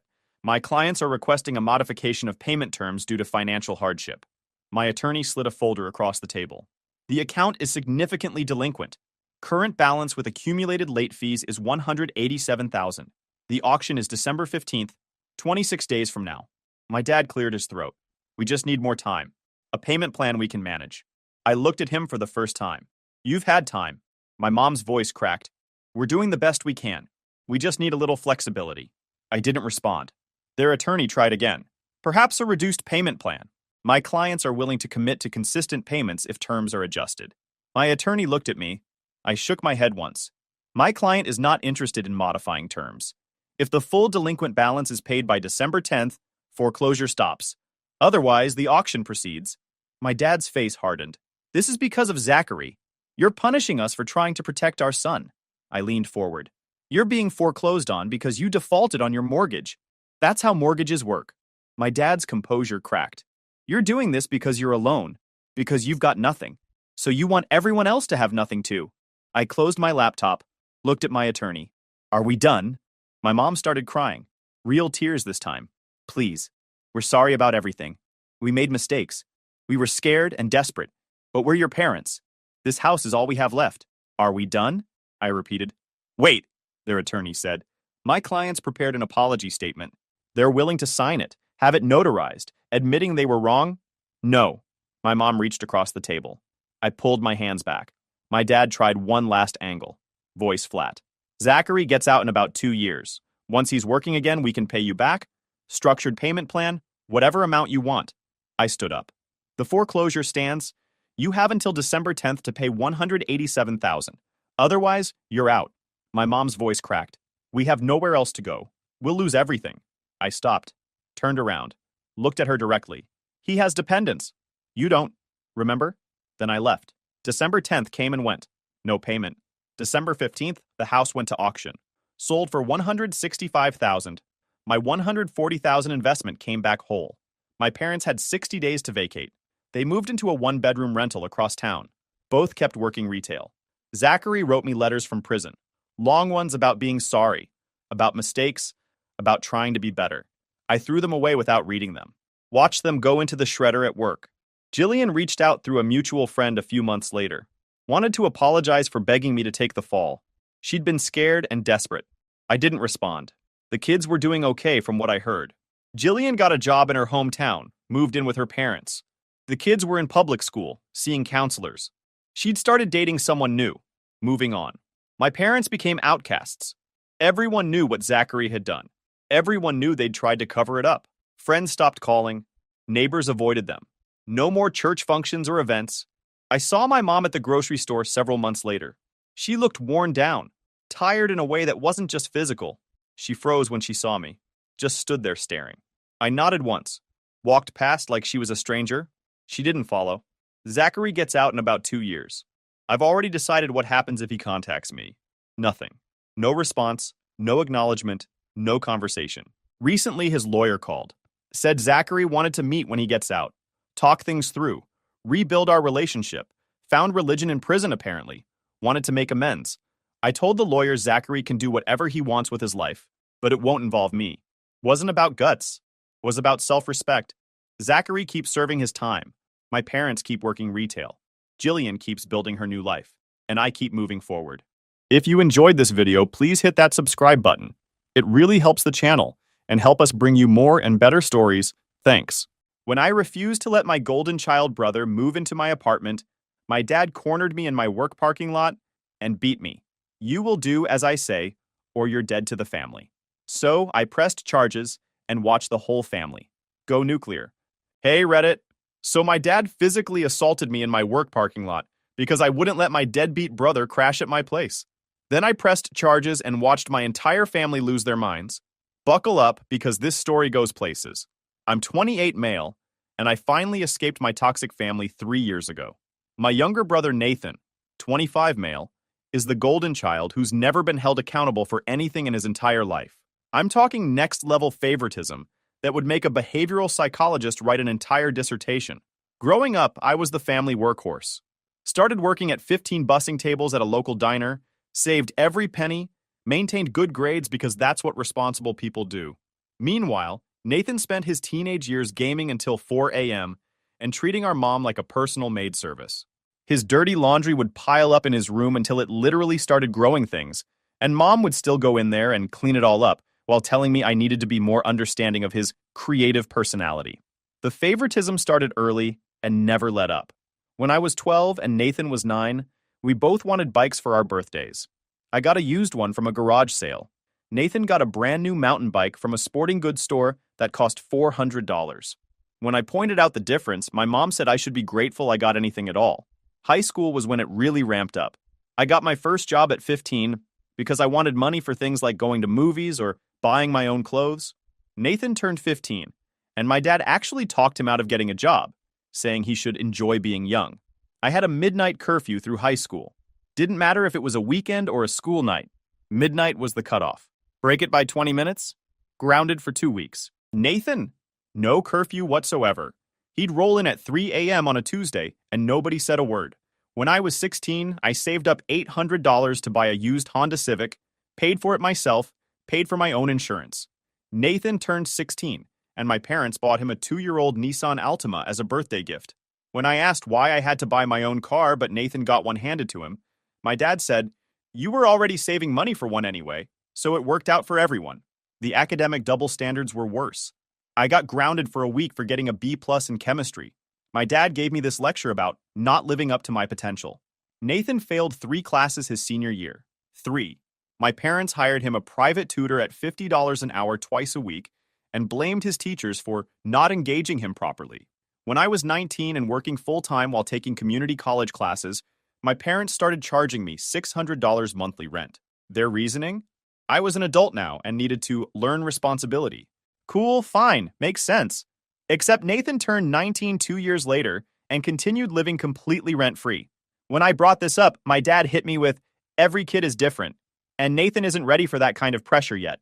I paid rent for 3 straight years while living at home and going to community college. That's $21,600 total. Nathan lived rent-free for 25 years. I paid for my own community college classes while working 50-hour weeks. Saved up for 2 years, transferred to a state university, and graduated with a degree in accounting. Walked across that stage debt-free because I worked my tail off to avoid loans. My graduation gift?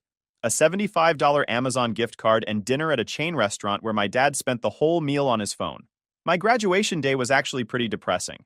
I'd worked for 6 years straight, maintaining good grades while pulling full work weeks, and managed to graduate without a single dollar of debt. My parents showed up 15 minutes late and sat in the back. Other families had signs and balloons. Mine brought nothing. At dinner, nobody asked about my job prospects or plans. Just good job and then immediately pivoting to talk about Nathan's future. The gift card came in a drugstore birthday card with neither of them having written anything inside except their names. It still had the activation receipt tucked inside from that morning. Nathan enrolled in college the next year. Failed out after 3 semesters because he spent more time partying than studying. My parents paid for every cent of it. Over $35,000 total. Tuition, room and board, spending money, everything. He failed more than half his classes and quit. Their response? Tell him it was okay, and that they'd support whatever he decided to do next. I'd paid for my entire education myself, graduated debt-free with honors, and got an Amazon gift card. Nathan blew through 35 grand in party money and got told he was brave for trying something new. After graduation, I landed a decent job as a junior accountant at a mid-size firm. The pay was solid, nothing crazy, but enough to start building a real life. I lived with 2 roommates in a cramped apartment for 2 years, saving every dollar I could. No eating out, no subscriptions I didn't need, packed lunch every single day. I was laser focused on one goal, getting my own place where I'd never have to deal with my family's dysfunction again. During those 2 years, Nathan bounced between part-time jobs, worked at a retail store for 3 months before quitting because his manager was too strict. Tried being a personal trainer for like 6 weeks before deciding that waking up early wasn't his thing. Delivered food for a month before his car broke down and he decided the job wasn't worth the hassle. Every time he quit, my parents welcomed him home with open arms and zero expectations that he'd contribute anything. Meanwhile, I kept grinding. No vacations, no new car, nothing flashy. Just work, save, repeat. My coworkers would invite me out for happy hour and I'd decline because those $8 drinks add up. They thought I was boring. I thought I was motivated. Finally, 3 years ago, I had enough saved up. Found a 1-bedroom apartment in a decent area, nothing fancy, but it was mine. Signed the lease, moved in with the bare minimum furniture, and felt like I'd won the lottery. No more family drama, no more double standards, no more walking on eggshells. Just peace and quiet in my own space. The first night in my apartment, I ordered pizza and sat on my cheap couch in my empty living room and just appreciated the silence. No parents arguing about money, no Nathan playing video games at max volume at 2 a.m., no tension. Just me and my mediocre pepperoni pizza in glorious solitude. I kept minimal contact with my family after moving out. Showed up for major holidays because completely cutting them off felt too extreme, but I stopped going to every random family dinner or event. My parents acted hurt, but honestly, my mental health improved drastically. I wasn't constantly comparing myself to Nathan or feeling like I'd never be good enough. I was just existing on my own terms. Work was going well. I'd gotten 2 raises in 3 years, was handling bigger accounts, and my boss mentioned I was on track for a promotion. Nothing explosive, just steady career growth built on showing up and doing good work. I was finally building the stable, drama-free life I'd always wanted. Then, about 4 months ago, Nathan showed up at my apartment unannounced on a Tuesday night. I opened the door, and there he was, standing in my hallway with 2 duffel bags and his gaming PC in a box. No warning, no heads up, just appeared like a bad surprise party. "Hey man, can I crash here for a bit?" he said, already trying to push past me with his bags. I blocked the doorway. "What? No, what are you talking about?" Apparently, our parents had finally reached their limit. Nathan had been living at home rent-free for 25 years, contributing nothing, and spending his days gaming and working random part-time jobs that he'd quit after a few weeks. My dad had gotten fed up and told Nathan he had 1 month to either start paying $400 monthly rent or find somewhere else to live. Nathan naturally did neither. Just kept living there rent-free, assuming Dad was bluffing. Spoiler alert, Dad wasn't bluffing. They'd had a massive argument that morning, and my parents told Nathan he needed to leave. So his brilliant solution was to show up at my place, expecting me to just take him in. "Come on, bro. It'll be like old times," he said. Like our childhood was some nostalgic bonding experience, instead of me getting the short end of every stick while he coasted through life. "No," I said flatly. "You can't stay here." His face went from friendly to confused to annoyed in about 3 seconds. "Are you serious right now? I'm your brother." "Yeah, and this is my apartment that I worked my tail off to afford. You're not moving in." He tried every angle. It would only be temporary. He'd get a job and start contributing. He'd be super quiet, and I wouldn't even notice he was there. He'd help with chores. On and on. Every promise sounded exactly like the countless other promises he'd made and broken throughout his entire life. I stood firm. "Nathan, you need to figure this out yourself. I'm not your backup plan. So you're just going to let me be homeless? Real nice, bro. You're not homeless. You have options. You can find roommates, get a full-time job, rent a room somewhere. You're 25 years old. Figure it out like the rest of us had to." He stood there for a minute, clearly expecting me to cave. When I didn't, he picked up his bags and left without another word. I closed the door, locked it, and felt absolutely zero guilt. I'd worked too hard for my peace to let it get disrupted by someone who'd never faced a real consequence in his life. I should have known that wouldn't be the end of it. The next day, my mom called. I let it go to voicemail. She called 3 more times. Then my dad called. More voicemails. Then Nathan. Then my mom again. I turned my phone on silent and went about my day. That night, I finally listened to the messages. My mom's were all variations of, "How could you do this to your brother?" and "Family helps family," and "I raised you better than this." My dad's were more direct. "Call me back right now. We need to talk about Nathan." Nathan's message was just him saying I was a selfish jerk and that he'd remember this. I didn't call any of them back. Over the next week, the calls and texts kept coming. My mom tried guilt trips. My dad tried authority. Nathan tried both. I ignored all of it. The messages were relentless. My mom would call crying about abandoning family. My dad left voicemails using his authority voice, demanding I call back immediately. Nathan's texts ranged from desperate to angry, first begging, then accusing me of being a terrible brother. One night around 2 a.m., Nathan called 11 times in a row. The voicemail he left was him rambling about how he couldn't believe his own brother would do this to him, how he'd always looked up to me. Pure manipulation. We'd never been close. My mom's texts were masterclasses in guilt. "Your brother is sleeping on a friend's couch because of you. I hope you can live with yourself knowing your family is suffering. This isn't how we raised you." Then my aunt got involved. Then my grandmother. Apparently, this had become a full family crisis. My aunt said she couldn't believe I'd turned my back on Nathan. My grandmother said I was being cruel and that she was praying for me. Here's the thing, though. Not a single one of them offered to let Nathan stay with them. My aunt had a spare bedroom. My grandmother had an entire basement apartment. But no, I was the designated savior because I'd successfully gotten my life together. My mom even tried to coordinate a surprise visit to my apartment with my aunt. I saw them through the peephole one evening, both standing in my hallway. I didn't answer. I stood there silently as they knocked for 5 minutes. Finally, I said through the door, "I can see you. I'm not opening this door. Please leave." My aunt tried reasoning with me. "Honey, we just want to talk. We're family. There's nothing to sort out. Nathan needs to find his own place. Goodbye." They stood there for another 10 minutes. I put on headphones and let them waste their time. I sent one group text to everyone. Nathan is 25. He can get a job and find his own place like every other adult. I'm not discussing this further. Then I muted the group chat and went back to my peaceful existence. The response was immediate. My phone buzzed nonstop for an hour. Everything from "you're heartless" to "we'll remember this." I didn't read most of them. My mom sent a message saying I'd changed since moving out, that my fancy apartment and job had made me cold and selfish. The irony was almost funny. I hadn't changed. I'd just stopped accepting unequal treatment, and suddenly that made me the villain. For about 2 weeks, things went quiet. I figured they'd given up and Nathan had found somewhere to crash. I was wrong. One Thursday evening, I was leaving work around 6 p.m. It had been a long day, I was tired, and I was looking forward to going home, making some pasta, and watching mindless shows. I walked out of my office building into the parking lot, heading toward my car. That's when I saw my dad's truck parked right next to my car. He was leaning against his driver's door, arms crossed, staring directly at me. My stomach dropped immediately. This wasn't a coincidental run-in. He'd come here specifically, probably been waiting for who knows how long. I thought about turning around and going back inside, but that felt cowardly. I was 28 years old. I could handle a conversation with my father. So I kept walking. "We need to talk," he said as I approached. "I'm heading home, Dad. If you want to talk, you can call me. I've been calling you. You don't answer. Because there's nothing to discuss. I already gave you my answer about Nathan." His jaw clenched. "Get in my truck. Now." "No, I'm going home." I tried to move past him toward my car, but he stepped in front of me, blocking my path. We were in a pretty empty section of the parking lot. Most people had left already.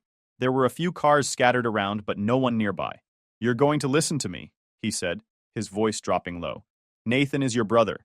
You're going to let him stay with you until he gets on his feet." "No, I'm not. This isn't a request. I'm an adult with my own place. You don't get to make demands about what I do with it." That's when his demeanor shifted.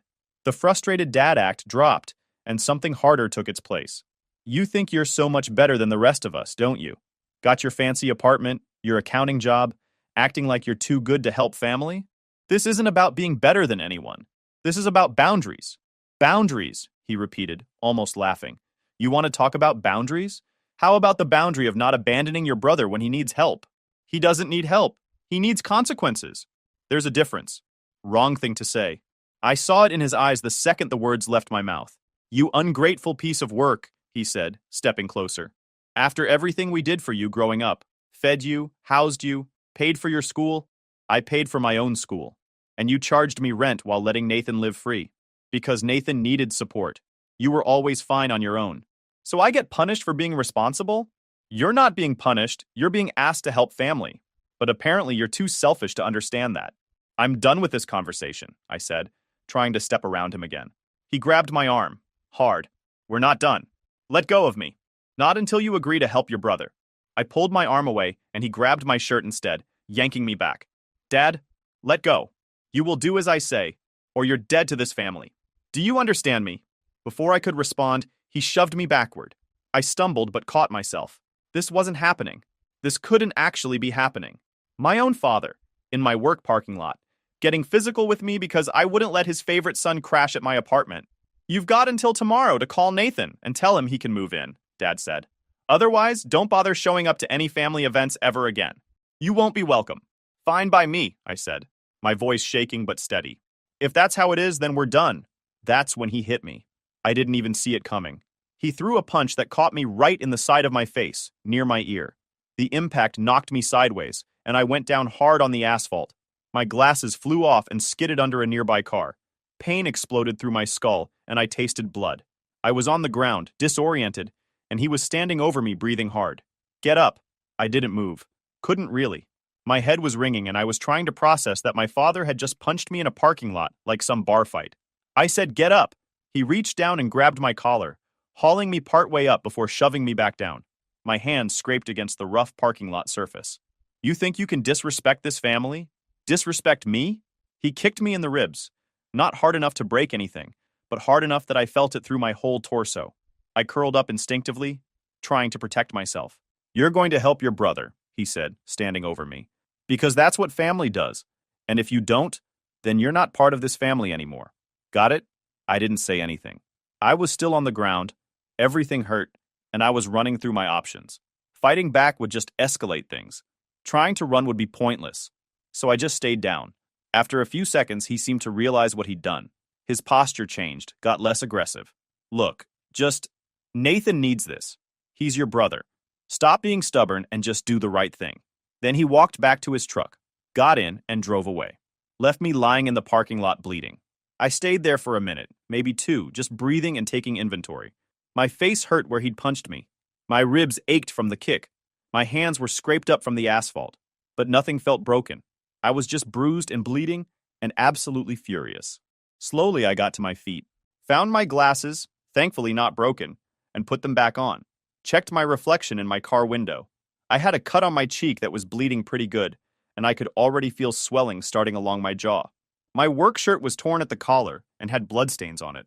I got in my car and just sat there for a while. My hands were shaking. I kept replaying what just happened. My father, the man who was supposed to protect me, had just beaten me in a parking lot because I wouldn't enable my deadbeat brother. Then something clicked in my brain. A weird calm came over me. I pulled out my phone and called 911. The operator answered and I said very clearly, "I need to report an assault. My father just attacked me in a parking lot." I gave them all the information. My location, my name, my father's name and description, his license plate number, everything. The operator said they were sending officers and asked if I needed an ambulance. I said no. I could drive myself to the hospital if needed, but I wanted to file a police report. 2 police cars showed up within 10 minutes. I gave my statement to the officers, showed them my injuries, told them exactly what happened, that I'd refused to let my brother move in with me. My father had confronted me at my workplace, physically prevented me from leaving, and then assaulted me when I refused to change my mind. One officer took photos of my face, my scraped hands, and the rip in my shirt. The other one took down all the details. My father's information, the timeline of events, the threats he'd made. They asked if there were any security cameras. There were. My office building had cameras covering the parking lot. "Do you want to press charges?" one officer asked. "Absolutely." They seemed a bit surprised. Apparently, family assault cases usually result in people backing down or trying to handle it privately. But I was crystal clear. "I want to press full charges. Assault and battery. I want this documented and prosecuted." The officers said they'd contact my father and likely arrest him. They asked if I felt safe going home or if I needed to stay somewhere else. I said I'd be fine. My father didn't know where I lived. I'd never given him my new address after moving. After they left, I sat in my car and called my workplace security, explained what had happened, and asked for the parking lot footage from that evening. They said they'd save it and provide it to the police upon request. Then I drove myself to an urgent care clinic, got checked out, and documented every injury. The doctor noted the facial contusion, the rib bruising, the scraped hands. Everything got photographed and written up in a medical report. By the time I got home, it was almost 11 p.m. I was exhausted, in pain, and emotionally drained. But I also felt something I hadn't expected. Relief. For years, I'd been the family punching bag, metaphorically speaking. Tonight, it had become literal. And I'd finally drawn a line in the sand that couldn't be uncrossed.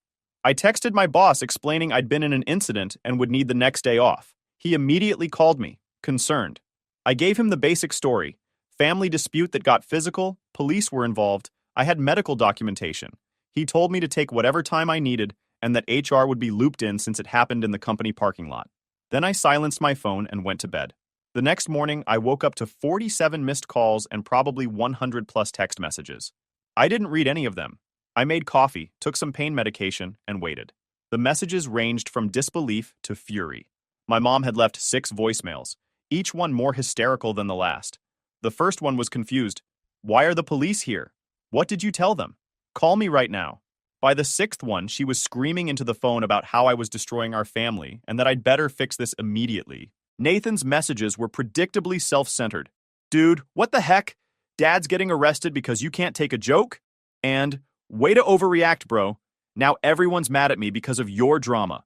Not once did he seem to grasp that maybe our dad beating me in a parking lot was the actual problem, not my response to it. My aunt texted saying she was shocked and appalled at my actions, that family doesn't call the police on family, and that I should be ashamed. My grandmother sent a message saying she was praying for me because I'd clearly lost my way. Various cousins chimed in with their opinions, most of them negative. Around 10 a.m., 2 police officers showed up at my door. They informed me that they'd gone to arrest my father that morning. He was being charged with assault and battery. He'd been taken into custody, processed, and was being held pending a bail hearing. The officers told me the arrest hadn't gone smoothly. My father had apparently tried to argue that this was all a misunderstanding, that I was being dramatic, that families have disagreements, and this didn't need to involve police. My mom had been there during the arrest, hysterical and screaming at the officers that they were destroying their family over nothing. The officers asked if I wanted a restraining order. I said yes. They helped me file the paperwork right there. Within hours, my father had a temporary restraining order requiring him to stay at least 500 feet away from me, my home, and my workplace. That's when my phone really exploded. My mom called 15 times in a row. My aunt, my grandmother, Nathan, even some cousins I barely talked to. Everyone had opinions about what I'd done. I finally answered my mom's call. She was hysterical, screaming about how I'd had my father arrested. How could I do this to the family? Didn't I understand this would ruin his life? He could lose his job, etc. He assaulted me, Mom, I said calmly. In a parking lot, because I wouldn't let Nathan move in with me. It wasn't that serious. You're blowing this out of proportion. He punched me in the face and kicked me while I was on the ground. You must have provoked him. Your father wouldn't just attack you for no reason. And there it was.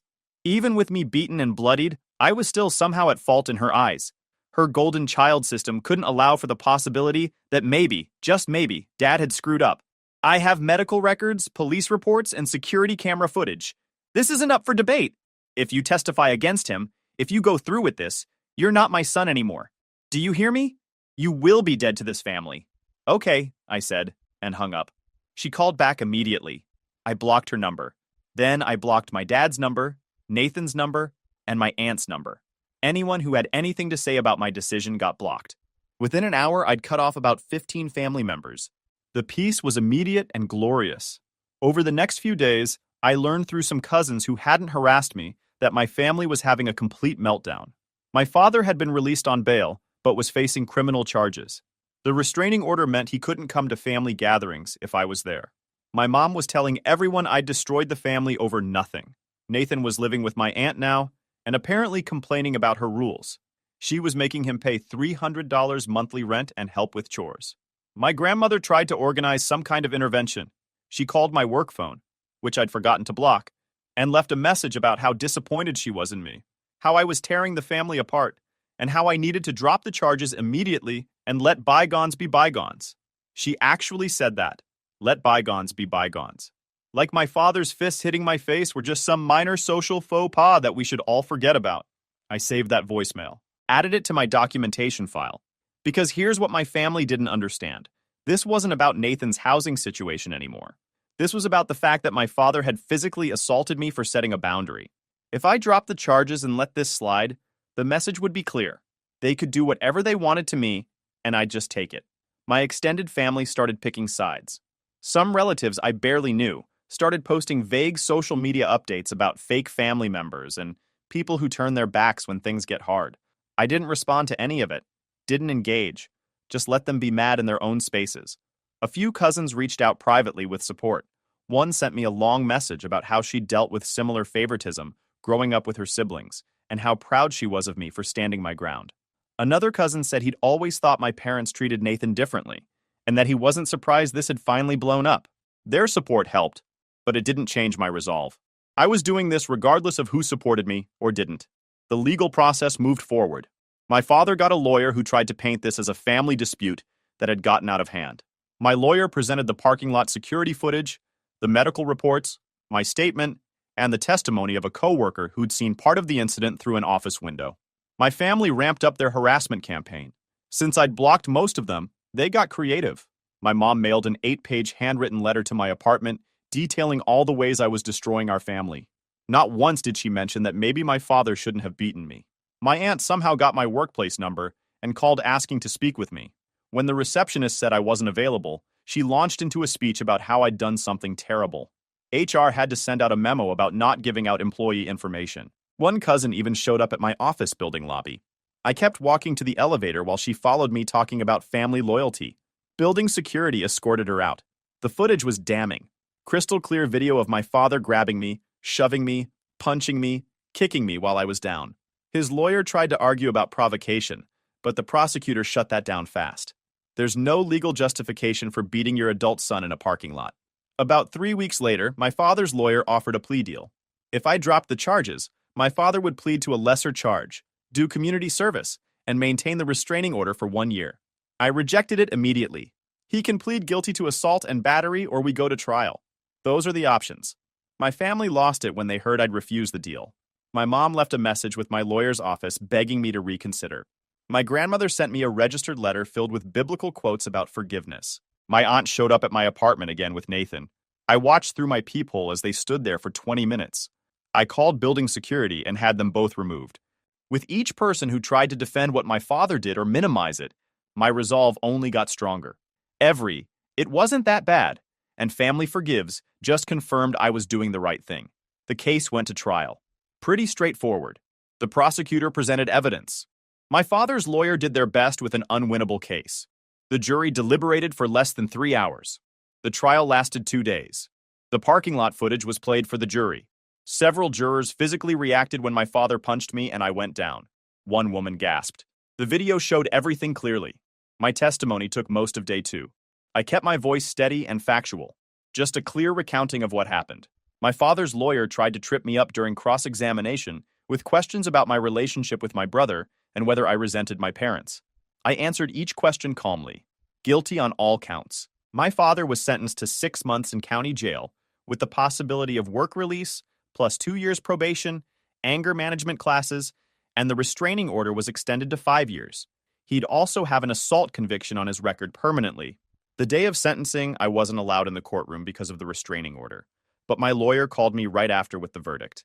I sat in my apartment, in the space I'd worked so hard for, and felt absolutely nothing but satisfaction. The family fallout was nuclear. My mother publicly disowned me on social media, posted this long rant about how I'd destroyed our family over pride and selfishness, how I'd sent my father to jail over a minor disagreement, and how she was ashamed to call me her son. Several relatives commented agreeing with her. I screenshot all of it, saved it, never responded to a single word. Nathan tried one last time to reach out through a friend of a friend, sent me a message saying that he'd moved in with our aunt, had gotten a job at a warehouse, and was trying to get his life together. He said he hoped I was happy with what I'd done, and that eventually I'd regret destroying our family over my ego. I blocked that person too. 2 months after the sentencing, I heard through one of my neutral cousins that things were falling apart. My dad lost his job. The assault conviction meant he couldn't pass the background check for the renewal of his security clearance. My mom had to pick up extra shifts to cover their mortgage. Nathan got fired from the warehouse job after 3 weeks for showing up late repeatedly and was back to living rent-free with my aunt, who was apparently at her breaking point. 3 months in, my aunt called my work phone, the one number she had that I hadn't blocked, left a message saying Nathan had overstayed his welcome, that she couldn't afford to support him anymore, and asking if I'd reconsider. I deleted the voicemail without finishing it. 4 months after the trial, I got promoted to senior accountant. Came with a 20% raise and my own office. My boss pulled me aside and said the company appreciated my professionalism during that difficult personal situation, and that I'd handled it with impressive maturity. Around the same time, I started dating someone I'd met at a work conference. Her name's Jennifer. On our 3rd date, I gave her the basic rundown of what happened with my family. Her response? Good for you for protecting yourself. Anyone who defends violence isn't worth keeping around. We've been together for about 6 months now. She's never once suggested I should reconcile with my family or give them another chance. She just respects that I made a decision and stuck with it. 6 months post-trial, my grandmother passed away. Natural causes, nothing dramatic. I found out through Facebook. Didn't go to the funeral. My mom posted about how some family members chose not to honor her memory, and several people commented asking who would skip their own grandmother's funeral. A cousin I was still in contact with told me that my mom had a breakdown at the funeral, crying about how her family was destroyed and how I'd torn everyone apart. My dad apparently sat in the back looking miserable, still dealing with being unemployed. Nathan showed up late and left early. I sent flowers to the funeral home with a card that just said, "Sorry for your loss." That was it. No attendance, no drama, no explanation. 8 months in, Nathan got arrested for driving on a suspended license. Apparently, he'd racked up a bunch of unpaid traffic tickets and his license had been suspended for months, but he kept driving anyway. My aunt bailed him out, then kicked him out of her house the next day. He ended up moving back in with my parents. I learned all this through my cousin, who'd been keeping me updated. She said my parents' house was a nightmare. My dad depressed and angry about losing his job, my mom exhausted from working double shifts, and Nathan back in his childhood room gaming all day, like nothing had changed. Around the 1-year anniversary of the assault, I got a letter from my father. It went to my lawyer first, who reviewed it and forwarded it to me. 3 pages of mostly justifications. He was sorry things got out of hand, but I needed to understand his perspective. He'd been under stress. He'd been frustrated. He never meant for things to escalate. He'd completed anger management and learned better coping strategies. He hoped eventually we could reconcile. Not once in 3 pages did he actually say, "I was wrong to hit you." I filed it away with the rest of the documentation and never responded. Last month, I bought a house. Small 3-bedroom place in a quiet neighborhood about 30 minutes from my office. Jennifer helped me pick it out. We're not moving in together yet, taking things slow, but she's got her own key and stays over most weekends. The day I closed on the house, I was sitting on the back deck with a drink, looking at my yard, and my phone rang. Unknown number. I answered it. It was Nathan. "How'd you get this number?" I asked. "Doesn't matter. Look, I wanted to say I'm sorry, okay? For everything. For showing up at your place expecting you to take me in. For not standing up for you when we were kids. For all of it." I didn't say anything. Dad's been a mess since the trial. Mom's working herself to death. The family's falling apart. And I know it's my fault. If I'd just gotten my act together years ago, none of this would have happened. "You're right," I said. "It wouldn't have. So, is there any chance we could talk? Maybe grab coffee or something?" "No. Come on, man. I'm trying here. I'm actually working a real job now. Paying my own rent, doing the whole responsible adult thing. Doesn't that count for something? Good for you. That's what you should have been doing for the past 7 years. So that's it? You're just done with all of us forever? Nathan, Dad beat me in a parking lot because I wouldn't let you crash at my place. Mom defended him. You sent me messages calling me selfish. The entire family harassed me for pressing charges. Why would I want any of you back in my life?" He was quiet for a minute. I guess I just thought, I don't know. Family's supposed to forgive, right? Family's also not supposed to assault each other. Seems like we're both dealing with disappointment. I hung up, blocked the number, went back to enjoying my deck. If you enjoyed this video, please hit that subscribe button. It really helps the channel and help us bring you more and better stories. Thanks. This story is titled, "My Parents Wanted Me to Drop Out of College to Support Their Lazy Golden Child's Big Dreams. When I refused, they came off financially. So I moved out and went no contact." Hi everyone! Before we dive in, a quick favor. If you enjoy content like this, please hit the subscribe button. It's free, supports the channel, and makes sure you never miss out on amazing videos. Alright, let's get started. Hey everyone! So, I never thought I'd be the kind of person to share my personal stuff here. But after seeing how many of you open up about your stories, I figured I'd give it a shot and share mine too. I'm a 20-year-old guy, in my second year of college, and somehow I've found myself in this weird, messy situation with my family. It's the kind of thing you think only happens in movies, but nope, this is real life, and I'm living it. If nothing else, maybe writing it all down will help me make sense of things. Alright, here's the backstory. I grew up in a smallish town where my family ran this bakery that's been around forever. I'm talking decades. It was originally started by my grandparents, and my parents took over after they retired. It's the kind of place everyone in town knows about. Not because it's fancy or anything, but because it's always been there. People go for the same bread, pastries, and coffee they've been buying since they were kids. For my parents, the bakery isn't just a business. It's their whole life. They've poured everything into it.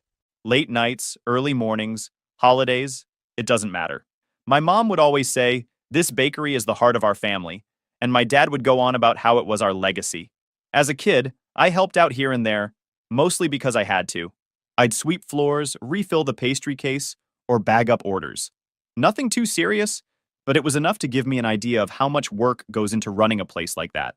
My parents would talk sometimes about how they hoped one of us, me or my younger brother, would take it over one day. Here's the thing. I never really saw myself in that role. Don't get me wrong, I appreciated the bakery for what it was, but it wasn't my dream. I didn't have the same attachment to it that my parents did. I was more focused on school and figuring out my own path. Then there's Trevor, my younger brother. He's 18 now, but he's been the golden child since we were kids. You know the type. He could do no wrong in my parents' eyes. If he managed to clean his room without being asked, they'd act like he was the most responsible kid in the world. Meanwhile, I was expected to just handle everything without any fuss. Like, when we were younger, I'd be the one doing most of the chores around the house, while Trevor would get a pass every time. My parents would say, "Oh, he's not good at that," or "He needs more encouragement." Meanwhile, if I ever forgot to do something, I'd get a lecture about responsibility. The favoritism didn't stop there. Trevor got new gadgets for every little milestone. He passed a math test, new headphones. He got through a week of school without any issues, new video game. Me? I'd bring home good grades and maybe get a good job if I was lucky. It wasn't that I wanted stuff. It was more about how obvious the difference in treatment was. By the time I hit high school, I'd learned to just let it go. My focus was on getting into college. I worked hard, saved up what I could, and managed to get some scholarships to help cover tuition. My parents chipped in for some of it, but I also worked part-time to cover things like textbooks and groceries. When I left for college, I thought I'd finally be able to focus on myself without all the family dynamics weighing me down. And for a while, it felt like I had some breathing room. I'd come home on weekends sometimes, help out at the bakery, and then go back to campus. It wasn't perfect, but it was manageable. The thing is, every time I came home, my parents would drop little hints about the bakery. Stuff like, "It's so nice to have you here," or "You're so reliable. We don't know what we'd do without you." It was subtle, but I could tell they were planting the idea in my head. Trevor, on the other hand, was barely around. He'd pop in for an hour, maybe mess with the register or eat a croissant, and then disappear. If I ever brought up how Trevor is not really doing anything to help, my parents would immediately brush me off. "He's still young and trying to figuring things out," they'd say. "He's not ready for that kind of responsibility." It didn't make sense to me, but I stopped arguing because it always ended the same way with me feeling like I was being unreasonable for expecting him to pull his weight. Anyway, things were going fine during my second year of college. I was staying on top of my classes, working a part-time job, and feeling like I was starting to get a handle on my future. Then, one weekend, I decided to go home for a visit. I figured it'd be like any other visit. Eat a home-cooked meal, maybe help out at the bakery for a bit, and then head back to campus. But when I got there, the whole vibe was different. My parents sat me down in the living room with this super serious energy, like they had something big to tell me. Trevor was sitting off to the side, scrolling through his phone and barely paying attention. And then they hit me with it. My mom spoke first, her voice firm. "Look, we're short-staffed. Your father and I can't handle it alone, and we've decided it's time for you to step up and take your place in the family business. We want you to drop out of college. The bakery needs you." I froze for a second, trying to figure out if I'd heard her right. My dad leaned forward, like he was doubling down before I even had a chance to respond. "Trevor's not ready yet. He's still figuring things out. But you're reliable, responsible. You've always been the one we could count on." I didn't know what to say at first. I wasn't sure if they were expecting me to smile and say, "Sure, I'll just throw away everything I've been working for," or if they actually thought this was a reasonable request. Either way, I needed a second to let it sink in. Finally, I managed to ask, "You want me to, what? Drop out of college?" My mom nodded like it was the most logical thing in the world. "We need someone we can trust at the bakery full-time.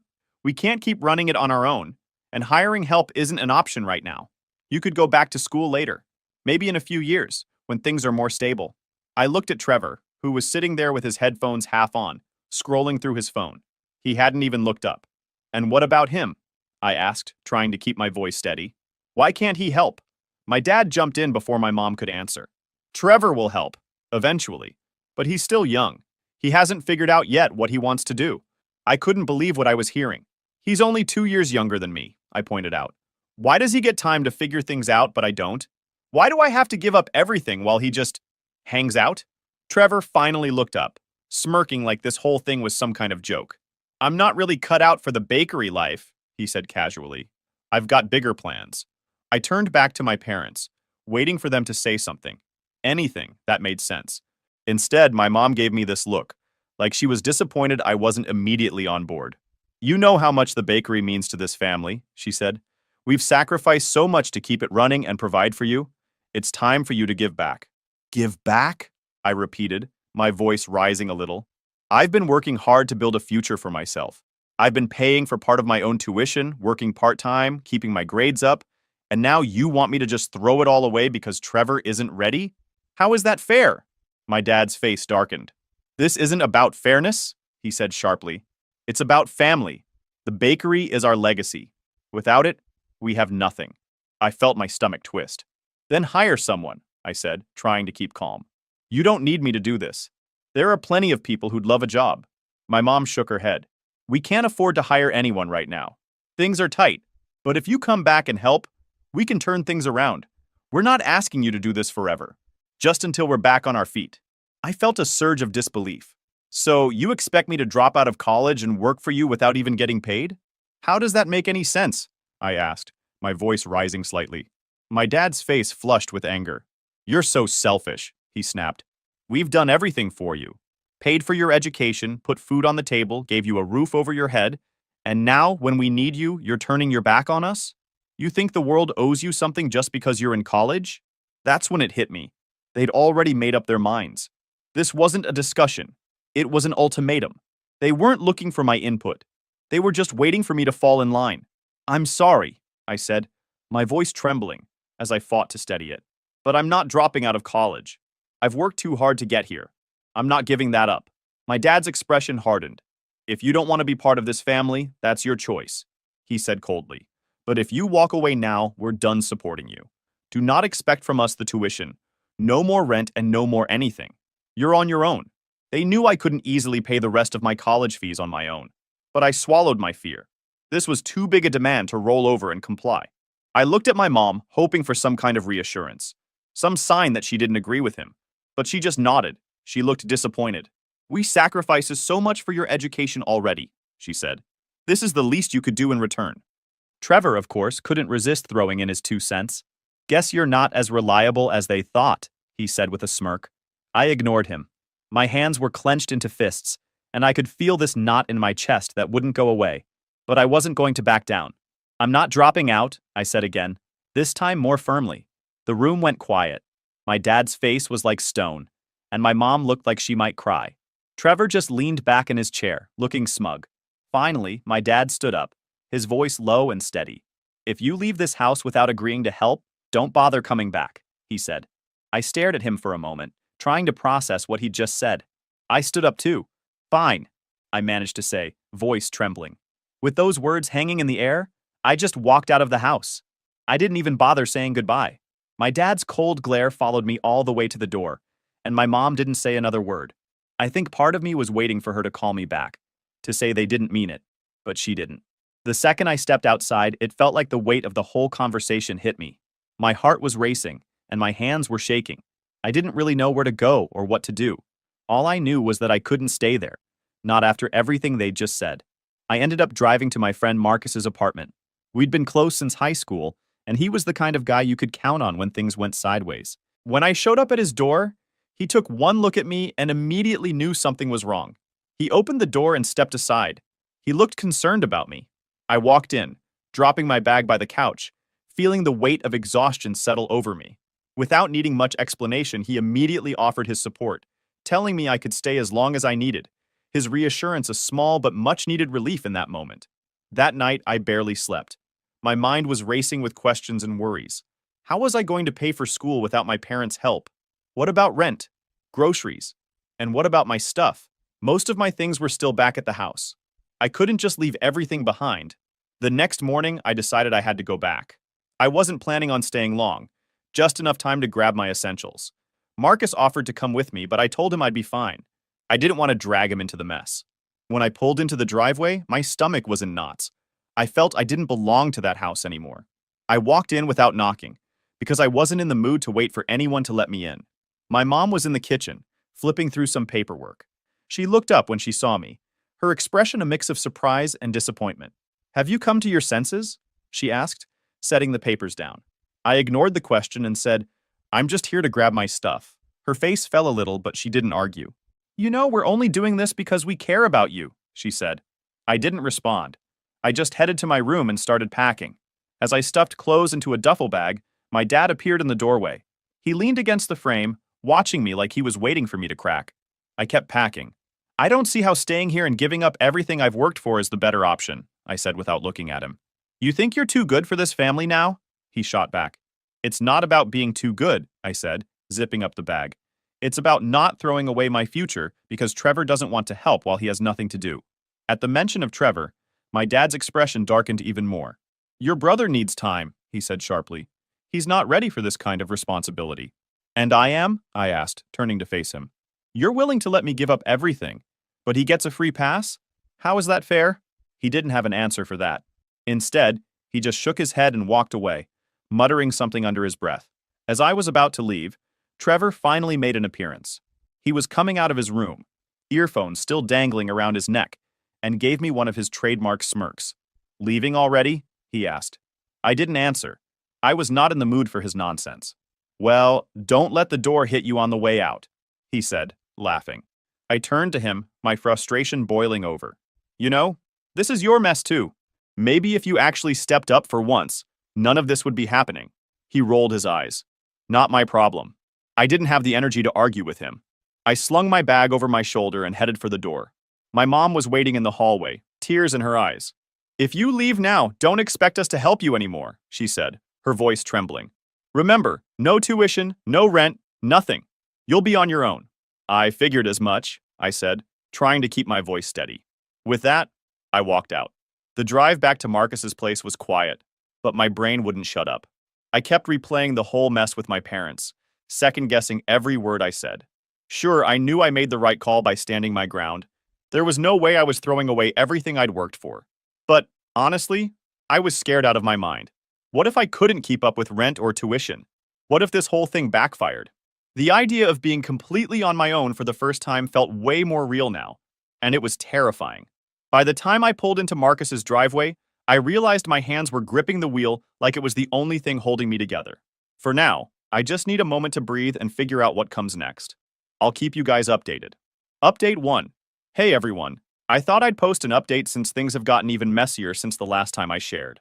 I'm still processing everything, but writing it out here helps me think straight, so thanks for reading. After leaving my parents' house with everything I could grab, I crashed at Marcus's place for the night. I didn't have a solid plan yet, but I knew one thing for sure. I wasn't going back. No way was I giving up my future to clean up their mess. Well, the next day, my parents wasted no time making good on their threats. When I woke up, I realized my phone line had been cut off. I couldn't call or text anyone until I got a prepaid plan set up. On top of that, my rent payment bounced because my mom had apparently canceled the autopay they'd been handling. It was like they wanted to remind me at every turn that I was on my own now. It felt petty and calculated, like they were trying to make me second-guess my decision. I won't lie. It worked for a second. There was a moment where I thought, maybe it's easier to just go back and do what they want. But then I remembered the way my dad looked at me, like I'd failed him, and the way Trevor smirked, as if he knew I'd eventually cave and save the day. That snapped me out of it. I scrambled to figure things out. First, I went to a nearby store and got a cheap prepaid phone plan. It wasn't great, but at least I had a way to communicate again. Then I started going through all my bank accounts and other bills to make sure my parents couldn't mess with anything else. I didn't realize how much they had access to until I started digging. It was overwhelming, but I couldn't afford to miss anything. By the end of the day, I'd managed to untangle most of it. Rent, utilities, my car payment, all of it was now in my control. It felt like I was cleaning up after a storm, but at least I was making progress. The bigger issue for me at that time was money. My part-time job at the diner barely covered groceries and textbooks before all this happened. Now I had to figure out how to stretch that income to cover rent, utilities, and everything else. I talked to my manager and asked if I could pick up more shifts. He was hesitant at first since the schedule was already tight, but he eventually gave me a few extra hours.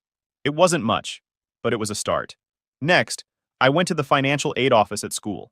Explaining my situation to them was tough. I hated feeling like I was begging for help, but they were surprisingly understanding. The advisor I spoke to helped me apply for an emergency scholarship and a small personal loan. It wouldn't cover everything, but it eased some of the pressure. Meanwhile, my parents started blowing up my social media. Since they couldn't reach me by phone anymore, they sent me a barrage of messages through Facebook and Instagram. My dad's messages were short and to the point. "You're being selfish. Come back and fix this mess." My mom's were all about family and how I was tearing them apart. And then there was Trevor. He only sent one message, but it was enough to make my blood boil. "You're so stupid for not taking the easy path," he wrote. "You're just making your life harder for no reason." Easy path?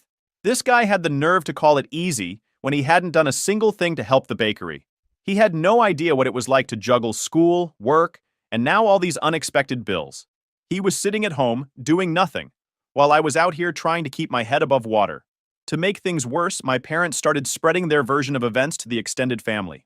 I found out through an aunt that my dad had been telling people I'd abandoned the bakery and left them in a tough spot. He painted me as this ungrateful kid who didn't care about the family or our legacy. My aunts and uncles on my dad's side completely bought into my parents' version of the story. They started messaging me, saying things like I needed to step up and do the right thing for the family. It was frustrating but not surprising, considering how close they are to my parents. A few cousins, though, were more skeptical and reached out to hear my side of things. I told them the truth. My parents wanted me to throw away my future so I could bail out Trevor, who wasn't even willing to lift a finger to help with the shop. Some of them believed me and said they understood, but others still seemed to think I was the selfish one, which stung more than I expected. It was exhausting. I felt like I was fighting battles on every front, financially, emotionally, and even with my own family's perception of me. I tried to stay focused on what I needed to do, but there were moments where it felt like too much. At one point, I overheard Marcus on the phone with someone explaining my situation. When he hung up, he turned to me and said, "You know, you're doing better than most people would in your shoes." I didn't feel like I was doing well at all, but hearing him say that helped a little. Over the next few days, I started piecing together a plan. I made a strict budget and cut out every unnecessary expense. No more takeout, no streaming services, nothing that wasn't essential. I started looking into other part-time jobs that might pay better or give me more hours. Even with all that, it was clear I wasn't going to make it through the semester without some serious sacrifices. Tuition was still looming over me, and while the emergency scholarship and loan helped, they didn't cover everything. My parents kept sending messages, though the tone shifted slightly. My dad's messages stayed firm and demanding, but my mom's became more desperate. She wrote things like, "Trevor isn't handling the pressure well," and "We really need you to come back before it's too late." They made it sound like the bakery was on the brink of collapsing. I don't know if that was true or just another manipulation tactic, but either way, it didn't change my decision. For now, I'm holding my ground and figuring things out step by step. I'll update you all again when I've got more to share. Thanks for sticking with me through this. It means a lot. Update 2. Hey guys, back with another update. Things have taken a wild turn since the last time I posted. I'm still trying to wrap my head around some of it.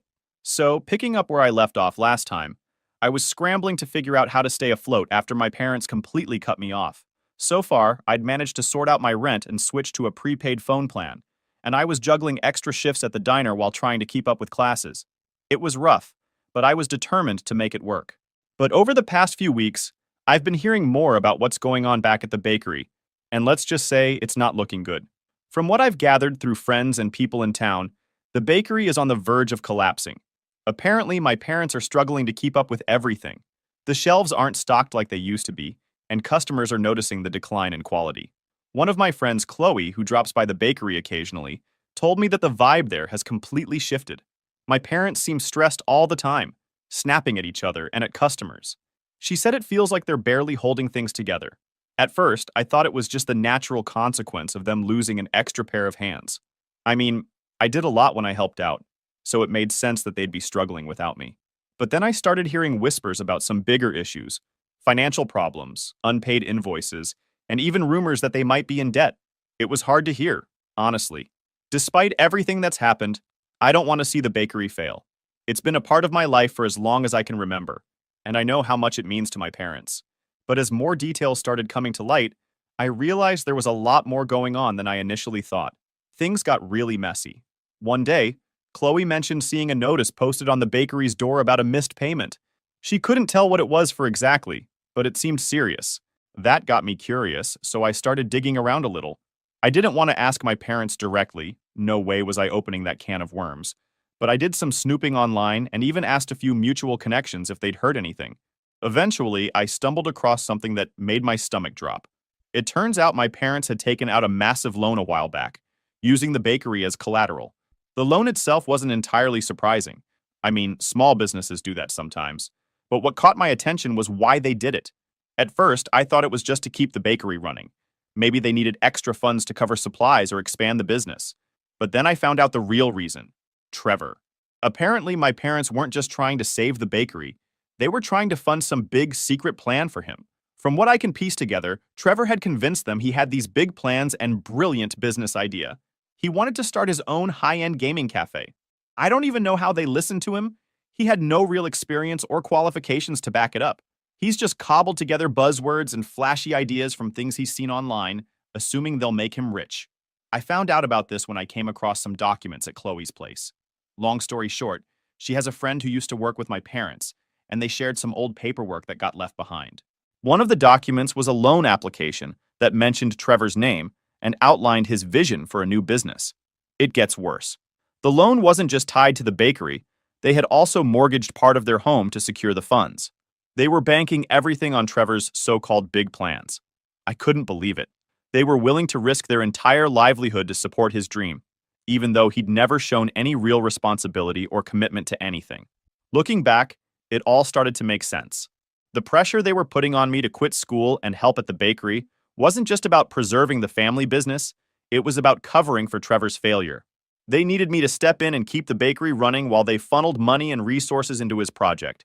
I don't know why they didn't just tell me up front. Maybe they were embarrassed, or maybe they thought I'd refuse outright if I knew the truth. Either way, it felt like another betrayal.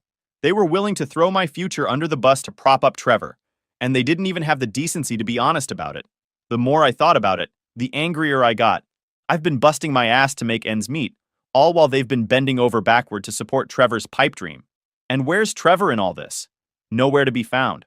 From what I've heard, he's barely involved in the bakery anymore, and his big plans haven't gone anywhere. It's infuriating, but it also solidifies something I've been feeling for a while now. I made the right decision by walking away. If I'd stayed, I would have been nothing more than a band-aid for a problem I didn't create. That said, it's not easy knowing the bakery is in such bad shape. Like I mentioned earlier, it's been a huge part of my life, and I know how much blood, sweat, and tears my parents put into it over the years. But at the same time, I can't help but feel like this is a mess they created by putting all their eggs in Trevor's basket. For now, I'm focusing on keeping myself afloat. I've managed to settle into a routine with school, work, and budgeting, but there's still a long way to go. I don't know what's going to happen with the bakery, and honestly, I don't know if my relationship with my parents can ever fully recover after this. I'll update you all again when I have more to share. Thanks for sticking with me. It means a lot. Final update. Hey again, this will probably be my last update. Things have escalated to a point where I've had to make some tough decisions, and I think it's time to finally close this chapter of my life. Thanks to everyone who's been following along and offering support. It's helped more than I can say. So, last time, I mentioned finding out about the loan my parents took out and how it wasn't just to keep the bakery afloat. It was to fund Trevor's so-called big plans. That discovery alone was hard enough to process. I'd already been dealing with the fallout of being cut off and trying to piece my life together, and knowing that my parents were risking everything for Trevor while expecting me to sacrifice my future just made it worse. I hadn't spoken to my parents or Trevor directly since I left. Most of our communication had been through their guilt-laden messages on social media.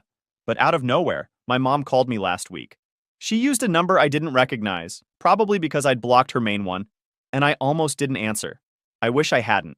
She sounded tired and on the verge of tears, which threw me off right away.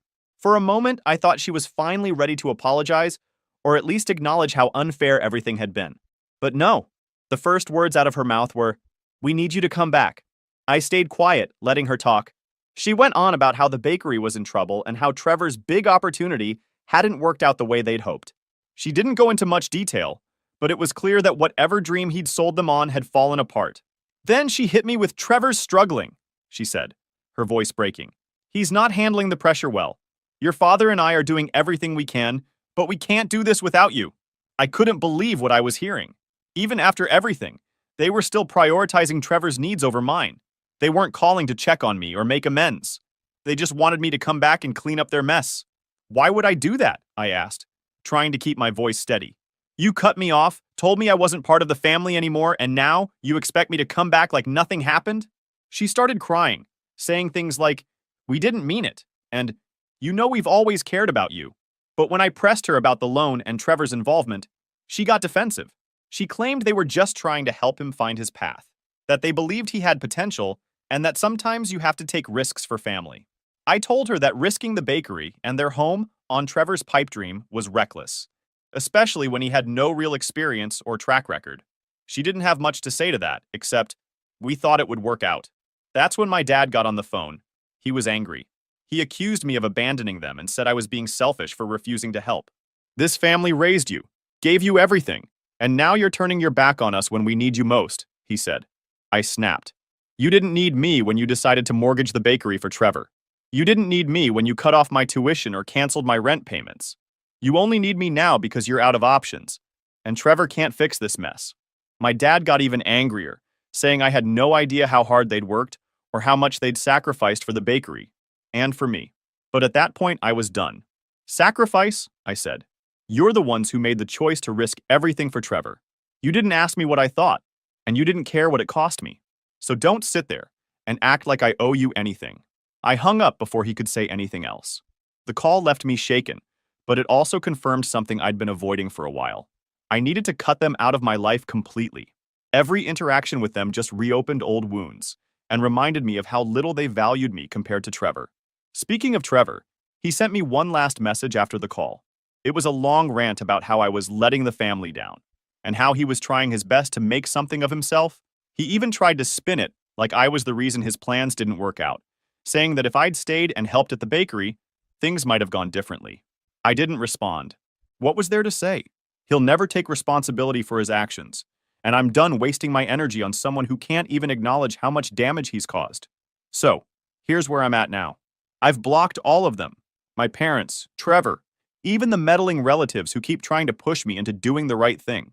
I've deleted them from social media, changed my phone number again, and told my close friends to ignore any messages they might get from my family. It's not an easy decision, and I know there will be days when it feels lonely. But I can't keep putting myself in situations where I'm treated like a backup plan or a scapegoat.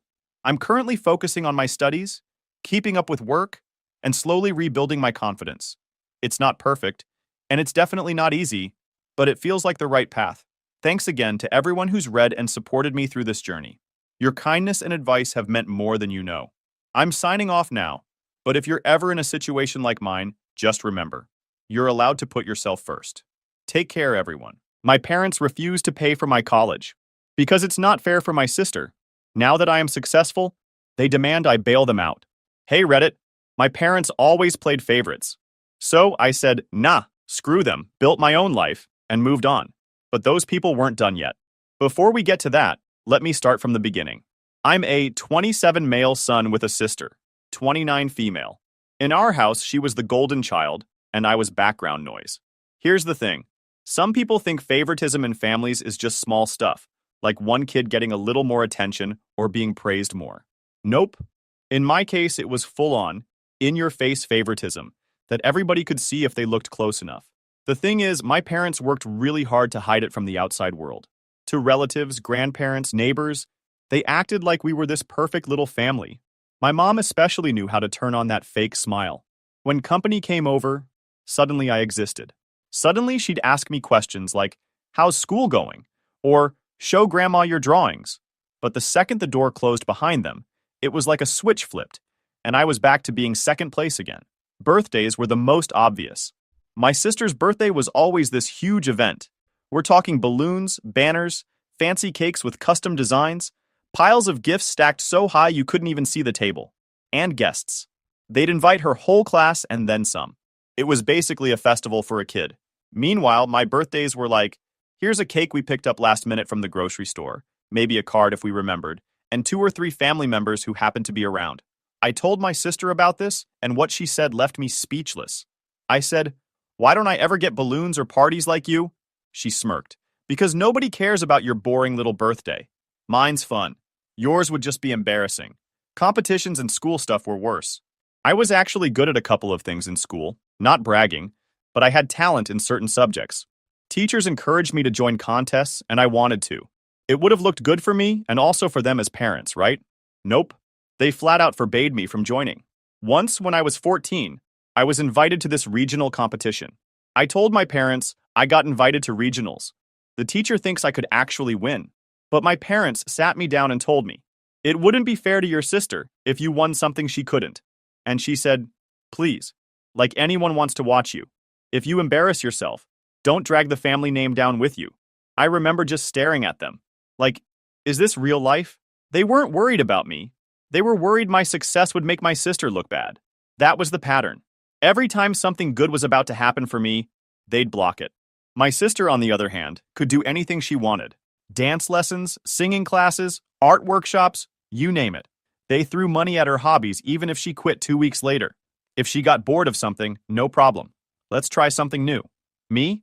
I once asked to take a class for something I liked, and my dad laughed and said, "We don't waste money on things you'll never be good at." That one stung, and I was only like 12 at the time.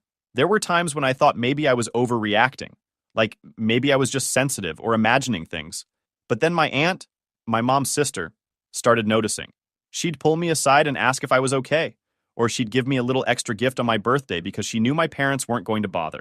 She saw the way they treated my sister like royalty while I was just there, and she made it clear she didn't agree with it. I think she was waiting for the day I turned 18, because she always hinted that I didn't have to stay in that environment forever. Looking back, I think my parents wanted to keep up appearances more than anything. They wanted the family image. One daughter, one son, a happy house, supportive parents. But behind closed doors, they had already picked their favorite. By the time I was a teenager, I had kind of given up on expecting anything from them. I stopped asking for birthday parties. I stopped asking to join things. I just focused on what I could do myself. But even then, they still found ways to remind me I wasn't supposed to stand out. If my sister failed a test, they'd blame the teacher. If I got an A, they'd say, well, it's not that hard of a subject. Like they couldn't let me have even a tiny win. I did well in school. Not genius level, but I studied hard, I got good grades, and my teachers liked me. I wanted to go to college. Not just any college either.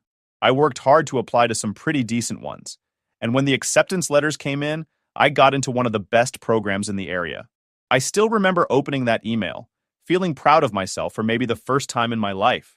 So I showed my parents, expecting at least a smile, maybe even a good job. Instead, my mom's face went flat, and my dad literally sighed.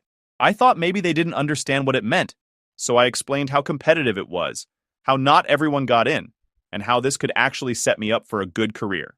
You know what my dad said? That's nice, but we're not paying for it. I laughed because how could he be serious? Wait, what? Why? He didn't even blink. We already have your sister in college. We're not stretching ourselves just because you want to go somewhere fancier. Fancier? My voice cracked. Do you even get what this is? People dream of getting in here. This isn't about fancy. It's opportunity. It's my future. My mom cut in, calm but sharp. It wouldn't be fair to your sister.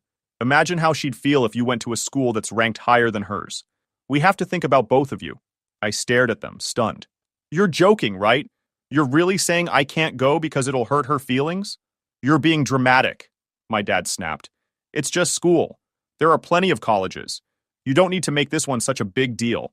Are you kidding me? My hands were shaking now.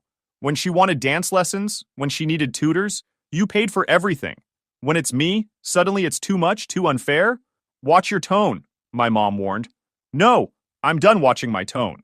Every single time I worked for something, you found a way to shut it down. No competitions, no hobbies, now this. You just don't want me to outshine her. Admit it. That's enough, my dad barked. You think we're made of money? You think the world revolves around you? I think you never wanted me to win at anything, I shouted back. You wanted one star, and it wasn't me. Silence. Heavy. And for the first time, they didn't deny it. Now, here's where my aunt comes in. She'd always noticed the favoritism, but I guess she didn't realize how bad it was until this point. I went to her house one night, and I told her everything. How my parents refused to pay for college. How they said it wouldn't be fair to my sister. She just sat there, staring at me like she couldn't believe what she was hearing. Then her face hardened. Pack your things, she said. You're coming to live with me. Just like that. No hesitation. She told me she'd cover the tuition, the housing, everything I needed. You deserve a future. If they won't give it to you, I will. But it didn't end there. The very next day, she showed up at my parents' house.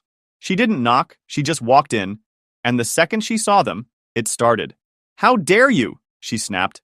You're really going to sabotage your own child's future because of your twisted idea of fairness? My mom bristled immediately. This is none of your business. We're the parents. We decide what's fair. Fair? My aunt nearly laughed, but it came out sharp and furious. You call punishing one kid for being successful fair? What's wrong with you? My dad jumped in, his voice rising. Don't you come into our house and tell us how to raise our children. We have another daughter to think about. And she's fine, my aunt shot back. She's getting everything handed to her while you clip his wings because you're scared she might feel small.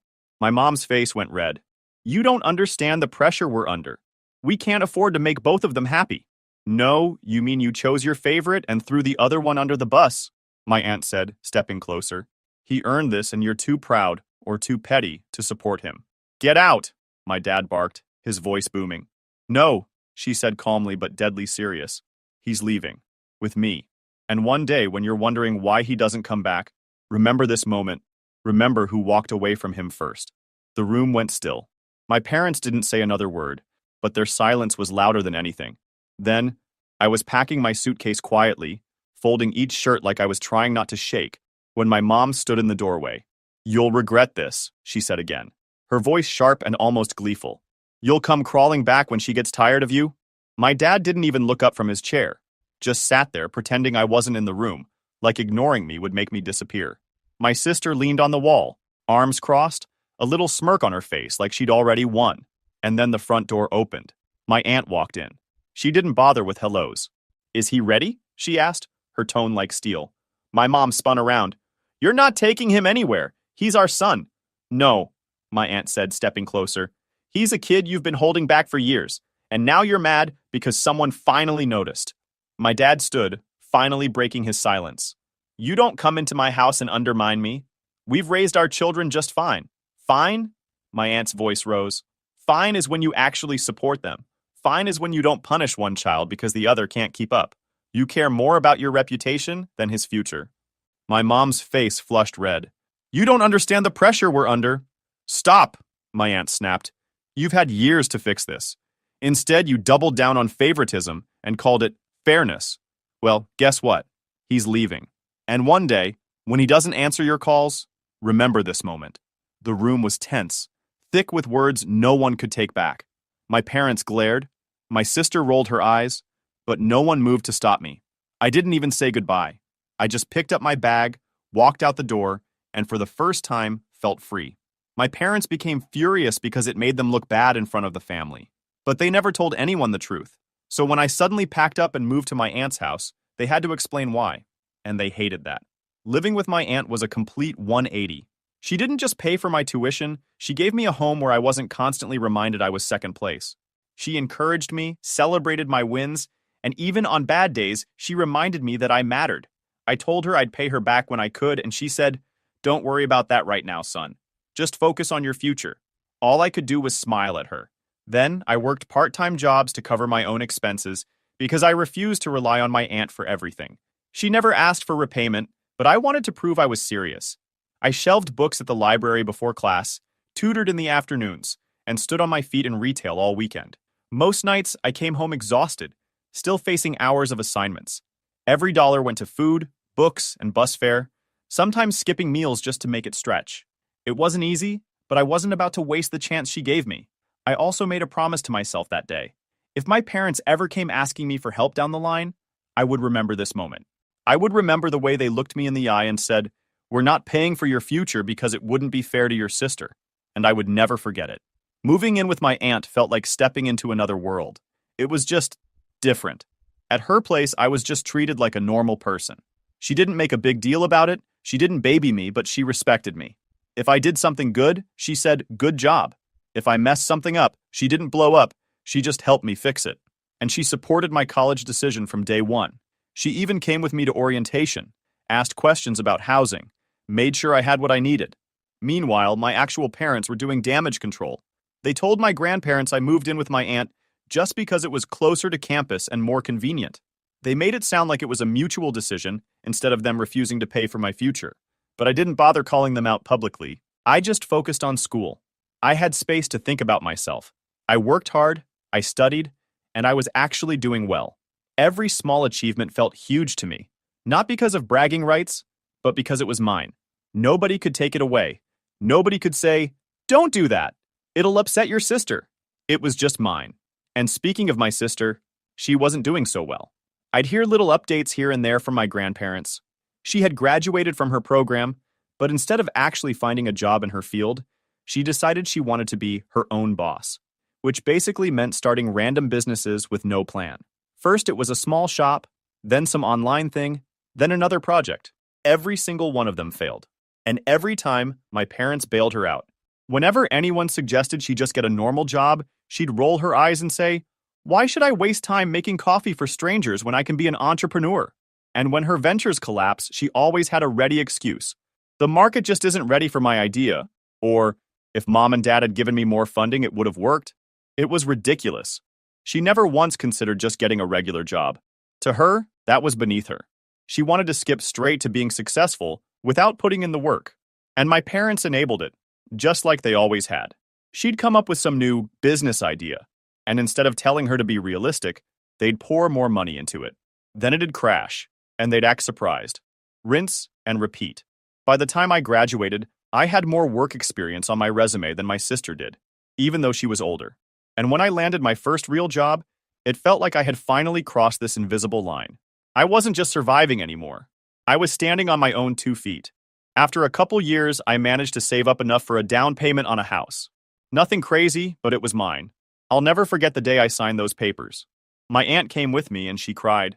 Not big dramatic tears, but just this proud, quiet moment. She said, "You did this all by yourself." All that time, my parents kept pretending everything was fine. At family gatherings, they'd talk about how both their kids are doing well. They'd brag about my sister's business ventures like she was some kind of mogul. They barely mentioned me except in vague ways like, "Oh yes, he's working now, he's fine." They never admitted I lived with my aunt for years. They never admitted they didn't support me through college. But here's the thing. I didn't even care anymore. I had my aunt, I had my grandparents, and that was enough. They were the ones who showed up for me. The rest was just noise. I also paid my aunt back every cent she spent on my college. It took time, but I made sure to do it. She tried to refuse at first, but I insisted. I told her it was important to me, not just for the money, but to prove to myself that I could stand on my own. And while I was building my life, my parents were digging themselves deeper into debt. My sister's failures piled up, and instead of letting her face reality, they even took a loan so they could keep throwing money at her. From what I heard later, they even started borrowing from other relatives. They were so desperate to keep the golden child dream alive that they didn't realize they were sinking themselves. Looking back, moving in with my aunt was the turning point. It wasn't easy, but it was freedom. It was the first time I got to write my own story instead of being forced into the role of the shadow. By the time all this happened, I had been working at my job for a few years. Things were stable, I was paying my bills, I owned my house, and life felt good. For once in my life, I wasn't stressed about what my parents thought. I wasn't second-guessing every move I made, I was just living. And then, 2 months ago, I got a promotion that changed everything. Now, this wasn't some tiny, "we'll give you an extra dollar an hour" kind of thing. It was a real, proper promotion with a big raise. The kind of raise where you sit there staring at the HR email like, "Wait, is this real? Did they actually mean to send this to me?" I'd worked my ass off for it too. Late nights, extra projects, going above and beyond when nobody asked me to, and it finally paid off. The first people I wanted to tell were my aunt and my grandparents. They were the ones who had supported me from day one, the people who believed in me when my own parents didn't. So I called them up and told them the good news. My aunt cried on the phone. My grandma said she always knew I'd do well. My grandpa told me I deserved it and that he was proud of me. That call meant more than the actual promotion itself. To celebrate, I decided to take them out to dinner. Not just any dinner, but somewhere fancy. The dinner itself was amazing. We laughed, we ate, we talked about all the struggles it took to get there. My aunt kept saying, "See? I told you it would all work out." She's the type who always had faith in me even when I didn't have it in myself. My grandparents were glowing. They told stories about when I was a kid, about how they always saw me as the quiet achiever, even if my parents never acknowledged it. I felt like my effort had come full circle.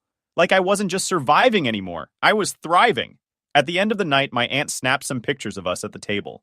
Nothing over the top, just a few happy shots. Later, she posted them on Instagram. She wrote this long caption about how proud she was, how she'd seen me struggle and grow, and how now I was able to enjoy the fruits of my hard work.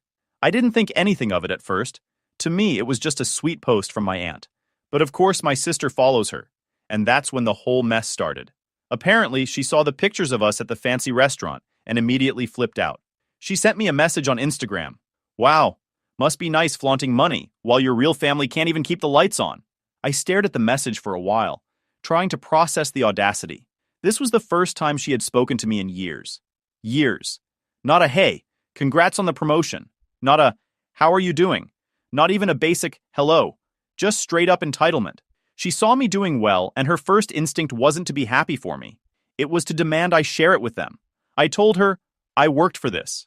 Nobody handed it to me." And she replied, "Spare me. You wouldn't even have a degree if Auntie hadn't rescued you. You think you're so special because you got lucky with a job?" Then, my parents jumped in too. They sent me this long message about how they had sacrificed so much for me when I was growing up. and how it was time for me to do my son duty and support them. They said, "We took care of you. Now it's your turn to take care of us." I laughed. The more I thought about it, the angrier I got. Not because they asked, but because of the nerve they had to demand it like I owed them. My sister doubled down. She sent another message calling me selfish and accusing me of abandoning my family. She said I owed her too, because apparently all her failed businesses were for the family, and I should be supporting her dreams since I had a steady income. She also said, "If you really cared about family, you'd invest in me. We'd all benefit once I blow up." I thought that would be the end of it, but later I ran into her on the street. Of course, she couldn't just walk by. She had to start something. She crossed her arms and sneered, "Well, well, well, Mr. Big Promotion. Must feel good thinking you're better than the rest of us." I kept my voice steady.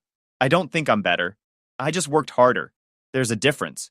Please, if I had half the chances you had, I'd be running my own empire by now." She shot back. "Chances?" I raised an eyebrow. "You burned through every chance you were handed. Don't blame me for your laziness." "Laziness?" she scoffed, voice dripping with sarcasm. "I'm an entrepreneur. I don't waste my life slaving at some desk." I smirked. "Entrepreneurs actually build something. You just drain wallets and call it vision. There's a difference." She lifted her chin, trying to sound confident. "You'll regret cutting us off. When my next idea takes off, you'll be the one begging to be in my shadow." I stepped closer. "Number, the only thing I regret is giving you this much of my time. Enjoy your fantasy, but don't expect me to bankroll it. Ever." I turned and started walking away. Behind me, she snapped, her voice rising. "You'll regret this," she screamed. "You think you're better than me now, but you're nothing without us. Nothing." I didn't even look back, just kept walking, leaving her shouting at empty air. The audacity left me speechless. This was the same sister who had gotten everything handed to her on a silver platter while I was told to settle for scraps. And now she wanted me to fund her lifestyle too? I later took screenshots of everything and sent them to my aunt and grandparents. My aunt called me within minutes, absolutely livid. I've never heard her so angry. She told me, "I knew they were selfish, but this is on another level." Then she called my parents directly. I don't know exactly what she said because I wasn't on the line, but from what I heard later, she ripped into them like never before. She laid everything out, how they refused to pay for my college, how they always favored my sister, how they let me move out at 18 instead of supporting me. She said they had no right to ask me for anything, and that they should be ashamed for even trying. Then came the bigger wave. The rest of the family found out. Once my aunt started talking, the story spread. My grandparents on my dad's side called me and asked what happened, so I told them the whole truth too. They were shocked. Apparently, my parents had been asking them for money for years under the excuse of helping the kids. My grandparents thought they were splitting that help between me and my sister. When they found out it had all gone to funding my sister's endless failed businesses while I got nothing, they were furious.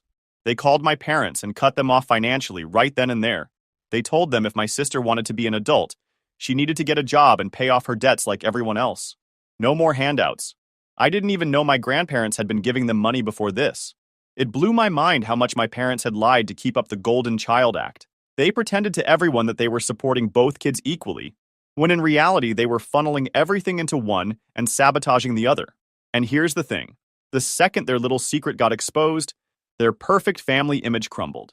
Relatives who used to fawn over my sister started side-eyeing my parents. People who thought my mom was this amazing, selfless mother realized she'd been playing favorites the whole time. My sister, of course, blamed me.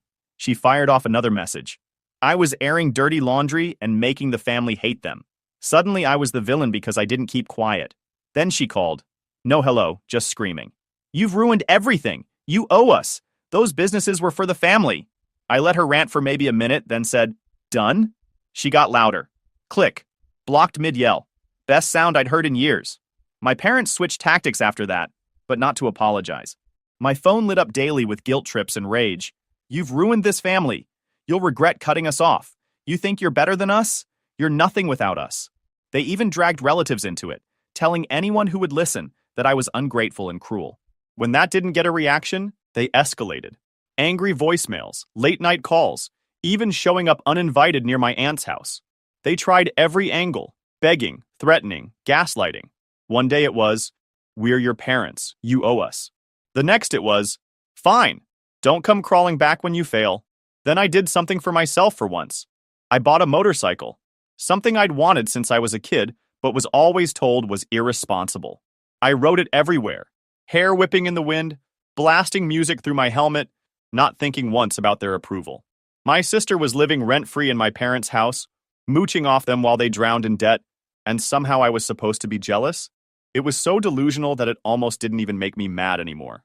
What did make me mad was her blaming me for ruining their reputation. According to her, the only reason the rest of the family was judging them now was because I aired dirty laundry. Like, no. The reason people were judging them was because they found out the truth, the years of favoritism, the college thing, the way they propped her up while tearing me down. I didn't make any of that happen. I just stopped keeping their secret. That's when the begging started. My mom sent another message basically saying, "Please don't cut us off. We know we weren't perfect, but we're still your parents."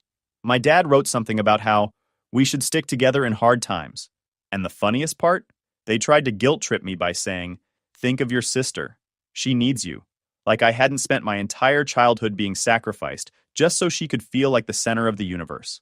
I didn't respond to any of it. Not one word. Instead, I blocked them. Phone, social media, everything. I told my maternal grandparents that I didn't want updates about them anymore. I didn't care what excuse they had, what apology they crafted, what sob story they spun. I was done. The satisfaction I felt blocking them was something I can't even describe. It wasn't anger. It wasn't even revenge in the dramatic sense. It was relief, like I had finally closed a door that should have been shut a long time ago. The rest of the family, meanwhile, had completely turned on them. My aunt wasn't letting up. Every time they tried to spin a new excuse, she shut it down. My dad's parents refused to send them another dime. The girl who once walked into every family gathering like royalty was suddenly just ignored. No one asked about her businesses anymore. No one cared about her big plans. They'd learned the truth.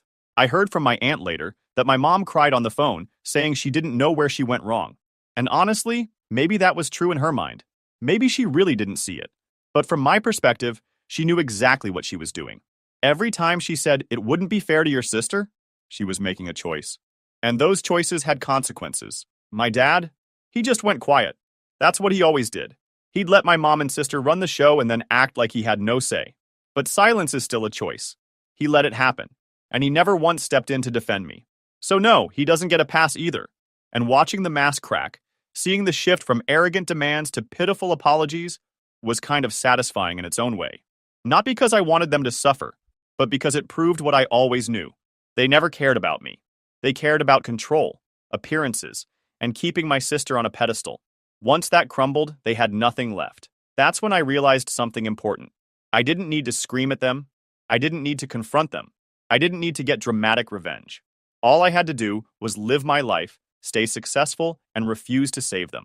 That was enough. The irony was almost funny.